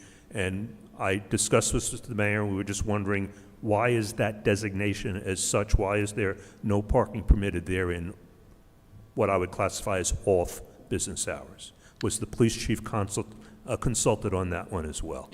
So I can't speak to that specific loading zone. I can tell you that we are in the process of reviewing loading zones, especially those that operate as 15-minute parking during certain times of the day and loading zones during other times of the day. That's something that came up in our parking meeting with the Chamber of Commerce. I think I reported on that last week. I can tell you that in discussions with the chief, there are a few 24-hour-a-day loading zones that have become a concern of some of the business owners downtown. He's spoken to them. I know a few of them have been adjusted over the years prior to my employment here, so I can't really give you any context on that. But Chief Lyons has indicated that some of them have been moved, I guess, at the request of folks operating down in the CBD. That's the best I have, so I don't, Okay, there's a specific. That's the only other one I know of besides the one in front of the taxi stand, and I'm just wondering if the police chief was ever consulted about that, and that is why that one has never changed over to parking at any time of the during I can the day. tell you that at the request of the Chamber of Commerce, the chief is looking at all the loading zones, whether they be multi-use or just loading zones. Okay. Also, with respect to this ordinance, could you confirm the time that the two spaces by the taxi stand, the times and days of week, the two spaces by the taxi stand will be reserved for the tenant only? And also, if you are able to, could you describe how, if there is a how, it's going to be enforced? That is there going to be a sticker in the window or a placard of the cars who are permitted to park there? Or is there going to be an assumption that if the cars are parked there and the tenant doesn't complain that somebody's in my space, any car that's parked there is legitimate? So to answer your question, it's Monday through Friday from 7 a.m. to 5 p.m. It's 2 spots are restricted for the tenant. There will be some identifying marker, whether it's a sticker or a placard, I can't tell you right now. But there will be an identifying marker that they'll have to display. And then after 5 p.m., there'll be signage there that indicates that it's public parking between 5 p.m. and 7 a.m. So with that being the case, might I assume that at 5 p.m., if somebody is parked there and has the placard, they would be subject to paying for parking? Yes. Is the business owner aware of that? We've had conversations with the business owner about what this ordinance means and how it affects their ability to park there, yes. So it will be legitimate for parking enforcement to issue a summons to somebody who is in that space at 5:30 p.m. who is displaying the placard if there is no license plate in the Park Mobile system indicating that they have paid for parking. I'm not going to get into hypotheticals. At 5 o'clock, it is a paid spot. Okay. Thank you very much. Thank you, Boyd. Anyone else? Seeing no one, I move the public hearing be closed. I second. Perrin, Yes. Reynolds, Yes. White. Yes. Winograd, Yes. and Vagianos. Yes. I move that ordinance 4012 be adopted on second reading and final publication as required by law. I second the motion. Perrin, Yes. Reynolds, I'm going to vote no.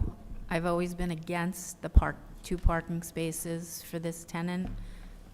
Literally, you add up the cost of the 2 parking spaces, and it's the exact same amount that they're paying for rent every month. So to give up 2 prime street spots Monday through Friday for those hours, I can't go along with that, so no. White, Yes. Winograd, I want to say that this property's been vacant for a significant period of time at the burden of the taxpayers. I think it's an initial lease, and this is a good offer to get us started. It can be reviewed to address Councilmember Reynolds' concerns in 2 years, but welcome to our new tenants, and thankfully the train station is full. Thank you, Keith, Heather, and Matt for making it happen. I think the whole community would rather see space vibrant and filled with people who could spend in the central business district, and welcome to Triplex. And Yes. thank you, Siobhan, for spearheading this. and Vagianos. And I have to say that Lorraine brings up an excellent point. She really does. But at the end, and I had a tough time with this, but at the end of the day, as Siobhan points out, it has been vacant for almost a decade. And just to get someone in there was an accomplishment. So it is so much better to have an occupied space than a vacant space. And so with that, I will vote yes. Okay. The following resolutions, number 24-297 through 24-312, are to be adopted by a consent agenda with 1 vote by the Village Council. They will be read by title only. Award contract, Central Business District Tree Well Refurbishment. Title 59 approval, lease of real property, wireless telecommunications, Village Hall rooftop. Award lease of real property, wireless telecommunications, Village Hall rooftop. Award contract under state contract, tires and tire capping services for fleet services. Award contract under Sourcewell contract, lease of 3 police vehicles for Special Law Enforcement Officer 3. Award contract under Passaic Valley Sewage Commission pricing system, purchase and installation of rotary actuators and butterfly valves for the Water Pollution Control Facility. Award professional services contract, remedial investigation and remedial action, soil impacts at Irene Habernickel Family Park. Rescind resolution number 2498 and replace. Award contract, recycling truck, change name of vendor. Reject bids, tree planting and tree irrigation. It's just tree planting, correct? I think so. Because it's rejecting, I apologize. Reject bids, tree planting and tree irrigation. Chapter 159, 2024 Budget Amendment, State of New Jersey, Department of Human Services, Division on Mental Health, Opioid Abatement Grant. Refund of overpayment of property taxes, 97 Heights Road. Declare property surplus, Parks Department chipper truck. Declare property surplus, Police Department patrol vehicles. Authorize execution of access agreement and consent order for final judgment, excuse me, fixing just compensation and for other relief, the town garage, 120 Franklin Avenue, eminent domain litigation, adopt new Open Public Records Act request form, approve free parking in Hudson Street Garage for October 26, 2024, and December 6, 2024. May I have a motion? So moved. Second. Perrin? Yes. Reynolds? Yes. Whites? Yes. Winograd? Yes. And Vagianos? Yes. Okay, the next, I'm going to recuse myself from these next two items. okay. The following resolutions, number 24-313 through 24-314, will be considered separately and read in full. Be it resolved by the Village Council of the Village of Ridgewood that the plans and specifications specifically titled Rebid Tree Planting Throughout the Village of Ridgewood be prepared by the Village of Ridgewood Department of Public Works Engineering Division for the Parks Department, be and is hereby approved by the Village Council of the Village of Ridgewood. This resolution is adopted pursuant to the authority of NJSA 59:4-6. May I have a motion? So moved. Second. Perrin? Yes. Reynolds? Yes. Whites? Yes. And Winograd? Yes. Okay. Whereas the Village of Ridgewood received 3 bids for rebid tree planting throughout the Village of Ridgewood in the Village of Ridgewood on Wednesday, September 11th, 2024 at 11 a.m. Now therefore be it resolved by the Village Council of the Village of Ridgewood that the reward of the work of rebid tree planting throughout the Village of Ridgewood inclusive being is hereby awarded to the lowest responsible bidder, Downstreet Service Company, Inc., 65 Royal Avenue, Hawthorne, New Jersey, in an amount not to exceed $103,625, and be it further resolved that the Chief Financial Officer has certified that funds are available in capital account number C-04-55-9DF-680, ordinance number 3996. May I have a motion? So moved. Second. Perrin? Yes. Reynolds? Yes. Whites? Yes. And Winograd? Yes. Mayor, I just want to thank Chris Rudershauser and our engineering department for turning this bid around as quickly as he did. We rejected bids and were able to award the subsequent bid so that we don't miss the tree planting season this fall. So kudos to Chris and his team and to Heather for getting this on the agenda tonight so that we can properly plant these trees throughout the village. And with that, that's the end of our regular agenda, so we will go to comments from the public.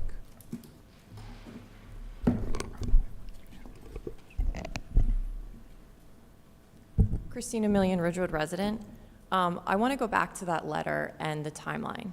So prior to writing the letter, we were at Village Council meetings, which transcripts can show, asking and flagging our concerns, which were ignored. Maybe they weren't ignored on purpose, but we were not being heard. Then you write a letter in November, and then in December, NJDEP's letter comes in as the village manager rightfully corrected me. And then you resubmitted the letter in May, and you did not update that letter. So there's concerns that Shedler residents are not being heard. The wetlands came about because the Ridgewood Wildscape Association in May of 2023 took people through Shedler and hired an environmental educator who pointed out the different trees and wildlife and plants there and wrote a report that said that the stuff that's growing there tends to grow in wetlands, which we submitted and asked for ground truth, and we didn't have anything. So that's why that question was raised. But in the spirit of not burying the lead, I want to focus on the questions that I asked. What is going to happen to the sites that gave us contaminated soil that has a family of kids living feet from that property? What are the repercussions of these actions? There's 24 million pounds of soil on a site that has 3 to 4 residential properties right up against it, and at least 4 to 5, I'll count when I come home, properties looking at it on West Saddle River Road. And we do not have any answers. And it's frustrating. And so I totally respect and understand that you cannot potentially give us answers to a future forward situation. I get that. There is a 7,000-page, very scientific August report that us as residents do not have the expertise to parse through. We would like a Q&A about that. You can deny that, that's fine. That's our ask. Separately, we want to know what's going to happen to the sites that gave us the soil, and we want the timeline and facts listed out.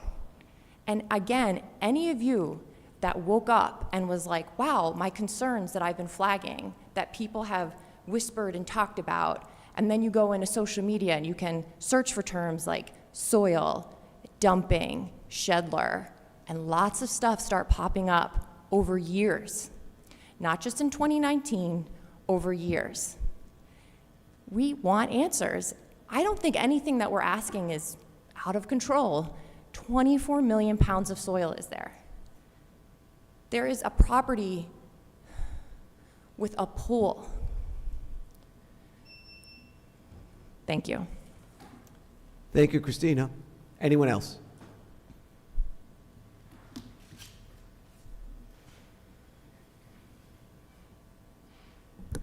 Cynthia O'Keefe, Ridgewood resident. I just wanted to address the Fields Committee call yesterday. And Keith, I appreciate that you say that you felt like you were a guest, and maybe both of you didn't feel like you could step in and say something. And hopefully we will learn now going forward that behavior, it was disgraceful. I cannot, and please don't take this personally, Shaban, but I cannot let you reframe what happened yesterday and put it on the BOE member and make it about her and anything that she said. She was being backed up against the wall and bullied by a sports leader coach. And I won't mention that person's name, but for that person to make bold statements and declarations about defaming her character and his 20 years of contacts is mind-blowing, cringe-worthy, unacceptable bullying. Plain and simple, period, full stop. I was going to speak up. I mean, my heart was like breaking for this person, and she held her ground. So for you to characterize what happened yesterday, I vehemently object to the way you've just characterized it. And we've agreed to disagree on turf and some other things. I would implore you to go back and listen to it. I've listened to it twice now, and I was on the call. That's not what I walked away with, and neither did anybody else that I think is not a sports person, let's put it that way.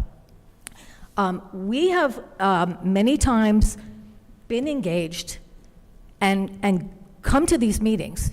I work a full-time job, and I'm busting my butt to make it to, and at the end of the day, we're all tired. But I make a point to make myself available so that I can learn information that is not always shared in this room, unfortunately. So, I make it a point to be at those meetings, and what I heard and saw yesterday, and I wrote to Dr. Schwartz this morning, just giving him my thoughts on what, transpired was unacceptable. And I will not stand for it. And if we haven't learned one thing about uniting and dividing this community, and I use Shedler as a bold example, right? We've been here for 2 years now. This is absolutely, we read a proclamation on bullying, and this is how adults in our community in Ridgewood, New Jersey, treat each other. It is pathetic. And I am just tired of, we cannot go round and round and round and not do anything. It's unacceptable. I won't stand for it. I want the Fields policy to have some kind of statement of decorum, and if you can't do it, then I want the BOED or somebody to put something in there where people are not treated in a derogatory manner.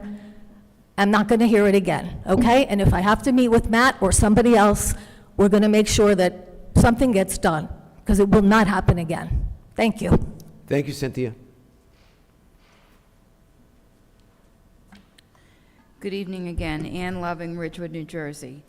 I was really upset that Councilwoman Winograd seemed to cast or shift blame to the victim. You just passed this bullying thing for October. It's unbelievable to me. You suggested that they should take it offline. We all heard it. She tried to. The gentleman, which is loosely using the term, the gentleman refused and said he wanted it on record. She tried to take it offline. Do not blame the victim. The speaker made a threatening comment. Not only did he threaten Ms. Kwok, he threatened anybody that was what he called obstructionists. I'm going to read it again. It says, I am going to make sure that my 20 years of connections in this town know who the obstructionists to progress are. I'm one of them, one of the people that he calls an obstructionist. I call myself an involved citizen who strongly opposes AstroTurf. I don't call myself an obstructionist, but I'm in his group. I also do not understand how there could be some sort of excuse that Ms. Winograd was not involved and Mr. Kazmark was a guest, so therefore both of you felt that you couldn't do anything. If somebody is being bullied, whether verbally, physically, or in any other way, you're supposed to help stop it. Make a comment. Try to dismiss, try to express dismay, outrage. Just stand up and say, stop it. Stop saying it. Don't use foul language like you just used. I am just floored at the response to this. Thank you. Thank you, Ann.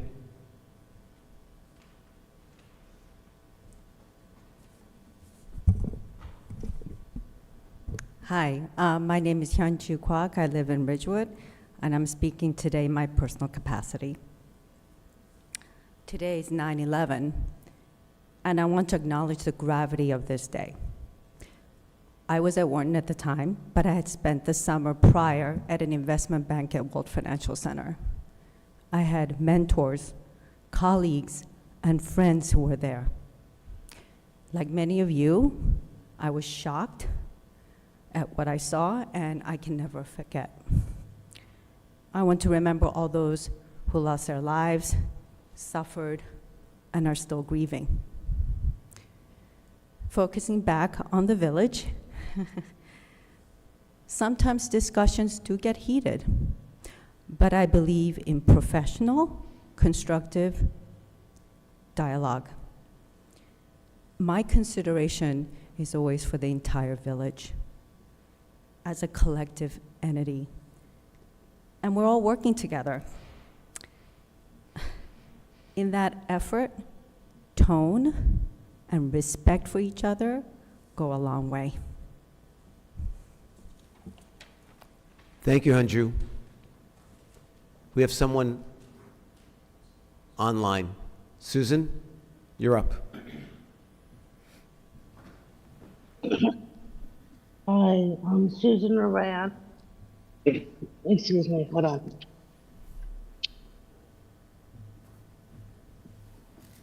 Can you hear me?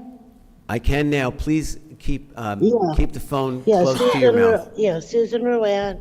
I'm the Village of Ridgewood.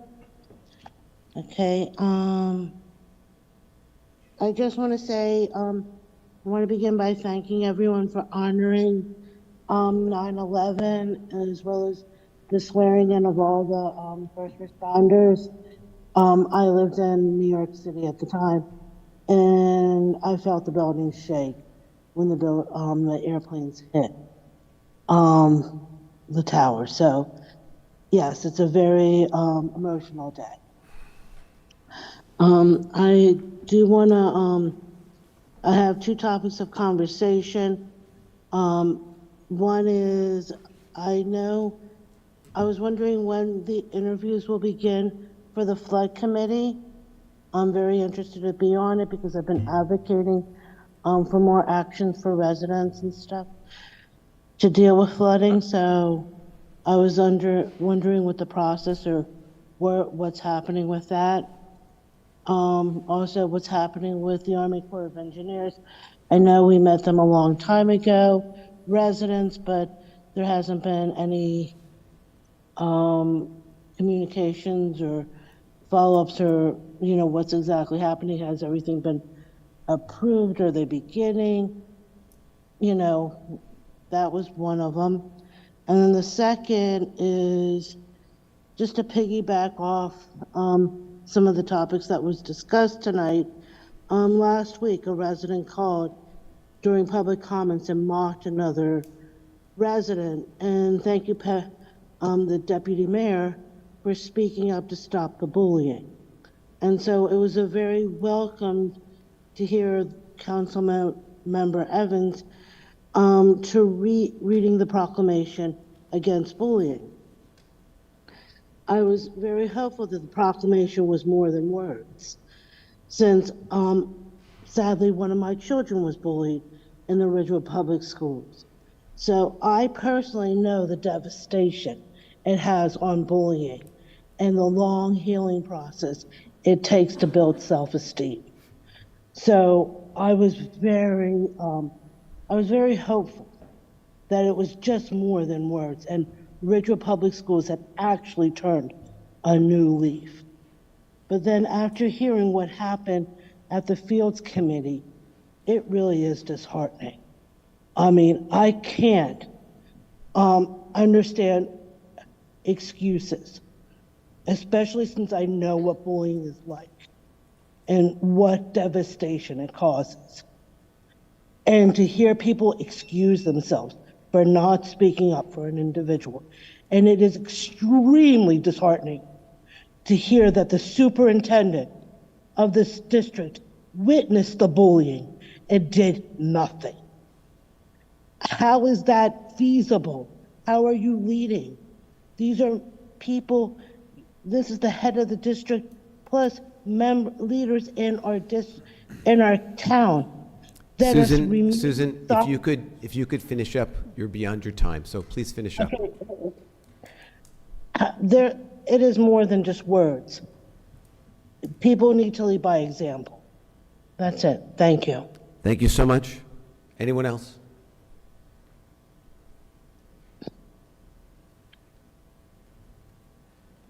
Good evening again, Mayor and Council. Boyd A. Loving from Ridgewood. I, too, thought that Councilwoman Winograd's remarks tonight were outrageous. To blame the victim, it's not the first time it's happened here. And I will say that the other time that I saw it happen here was when somebody was assaulted in this room, and somebody on the dais blamed the person who was assaulted because she had her camera out and was taking a photo. Also an unwarranted comment at the time. So let us stop blaming the victims in these instances. When something happens to somebody, let us try to move forward and try to stop it from happening again instead of trying to pin it on the person who it happened to. Thank you. Thank you, Boyd. And with that, I'm going to close public comment, and I know that there are several comments, several council members who may want to respond. I'm going to take the lead on the contaminated soil issue, Christina, that you raised. And I will be brief. I'm going to begin by saying that contaminated soil, let's start with, no one on this council who is sitting here today was sitting on this council when that soil was brought to Shedler. Not one of us. That being said, we all want the same answers you do. We all want them quickly. In fact, we've asked for expedited testing to get them as quickly as possible because we are all equally concerned with the neighbors who live there, with everyone who wants to use that facility, with everyone who is touched by that issue. As we have always done, the moment we get those answers, we put them on the website. And as we have on several occasions, we bring our professional consultants in here, and even before public comment, we ask them all the questions that we can so that the public can be informed and ask better questions. And I will make one last comment. You referenced getting information on social media. I cannot speak for anyone else. I choose not to get any information from social media, just a personal preference. With that, I will turn that over to my colleagues for whoever wants to respond to. Mayor, if I can, just quickly on the soil. to Ms. Milian, you indicated that your desire is to have some sort of investigation or inquiry into the locations from which the soil came. I can tell you that that has been a significant part of my discussions with the Environmental Joint Insurance Fund relative to the insurance claim that we're working to pursue. So I can't get into the specifics of that. There's confidentiality, that Matt can speak to with regard to that at this point. But I can tell you that that's been a point of discussion in talking to the representatives from the EGIF. I wanted to add two things too, Christina, that the need for the wetlands actually came from SHPO. So when I got on here, we had a checklist. So as we progressed with our application, in order for it to be complete, why we went and did the LOI was it was a requirement. Ditto for phase 2 of the archaeological. So as we were building that in my early days, we wondered why it wasn't in there, and then it became apparent that we needed it for the application. I have to say I am surprised that with the investment in the house, it waited so long, and I am grateful that you guys brought it up.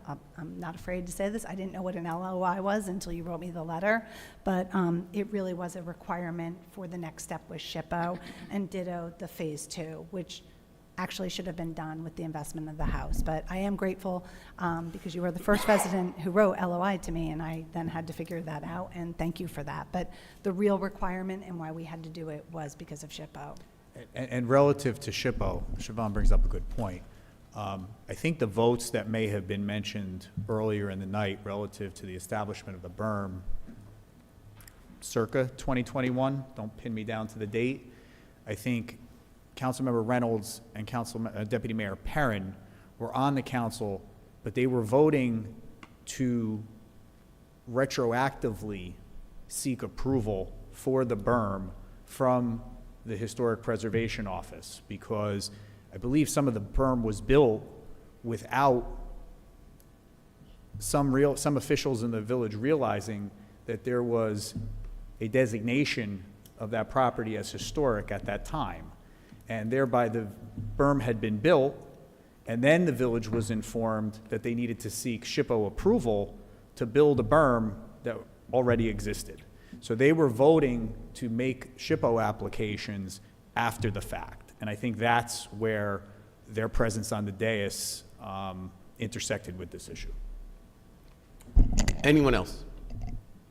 Yes, I have a question. So I've never been to a Fields Committee meeting. I'm gathering from the information brought up tonight that the Board of Ed videotapes it? Okay, so how can we view it?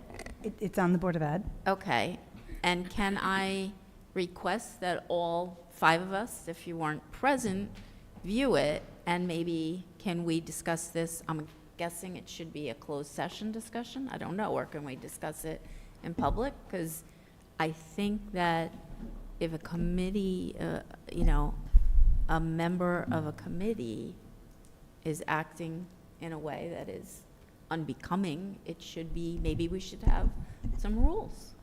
I can tell you that I spoke to Dr. Schwartz this evening about this. He is reviewing the policy that the Board of Education has relative to the conduct of the Fields Committee.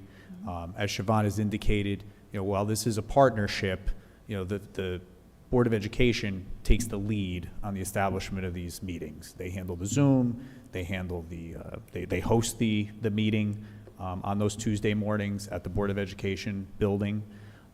So Mark is in the process of reviewing this.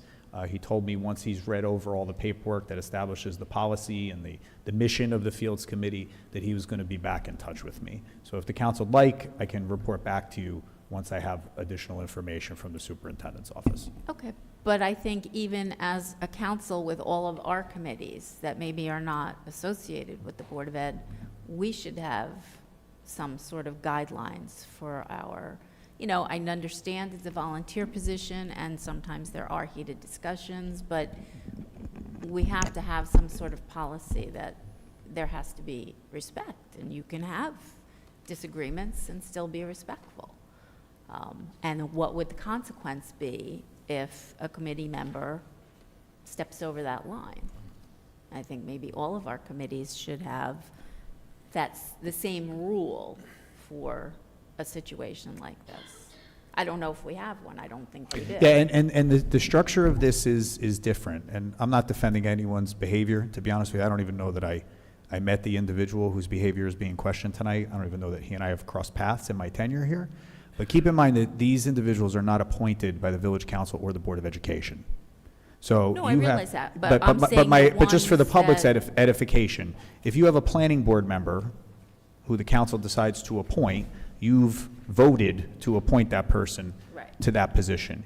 Here, these folks are participating in this committee based upon their leadership or membership of a various organizations that exist in Ridgewood. So the structure of this is different than the structure of any of the committees that the Village Council, or for that matter, the Board of Education formally appoint. No, I understand that, but I'm saying at least for the appointments that we do vote on, I think we should have some sort of policy. The only member that I believe we appoint onto that is the member at large. Right. I believe Who was just recently appointed. was just recently been. Matt, were you going to say something? Well, the only thing I was going to say was that I know that this council has made an effort to try and make sure that all the ad hoc committees have bylaws and kind of a written process in mind. One of the things you could do is just take a look and see from each one of your committees whether or not the bylaws have a policy statement with regard to either demeanor at meetings or something like that. And that's probably what the first way to approach it would be, make sure that that's consistent across the board. And then after that, you can deal with somebody may violate that policy and how you approach it. Certainly, it's going to take a discussion because you're dealing with volunteers and people who want to use their time to help promote or assist the village in dealing with those issues that are before it. So, you know, you have to take that in consideration, how you deal with this, and make sure that you've, I think that the most important thing is consistency, though, so everybody understands. Right, no, it has to be the same for every committee on this one subject. Whatever we decide on, that should get put into every bylaw of every committee that is village-run. Well, therein lies it's hosted by the Board of Ed. The superintendent was there. The chair, because Nancy was on vacation, was solely on the Board of Ed side. We have had, without piercing other people on the committee's privacy, we do have a full intact both bylaws. The superintendent and the athletic director were both in the meeting. They're both aware of it, and I think there will be next steps based upon what other people say. And, you know, Okay. No, so I'd love to get the report back once it's done, but meanwhile, I think we should have some sort of discussion about what should be in our each committee bylaws with regards The village co-chair, who's the Parks and Recreation Director, was not present. She's on vacation this week. I did want to respond to Ms. Ruane. We did just today get all the applications for the various committees, and I think it was because our agenda was so long tonight, we did not have a chance to speak about it. So I'm sure the clerk will set this up for us to discuss very soon. Anybody else? And with that, we will entertain a motion for an adjournment. So moved. Second. All in favor? Aye. Anyone opposed? Aye. Okay.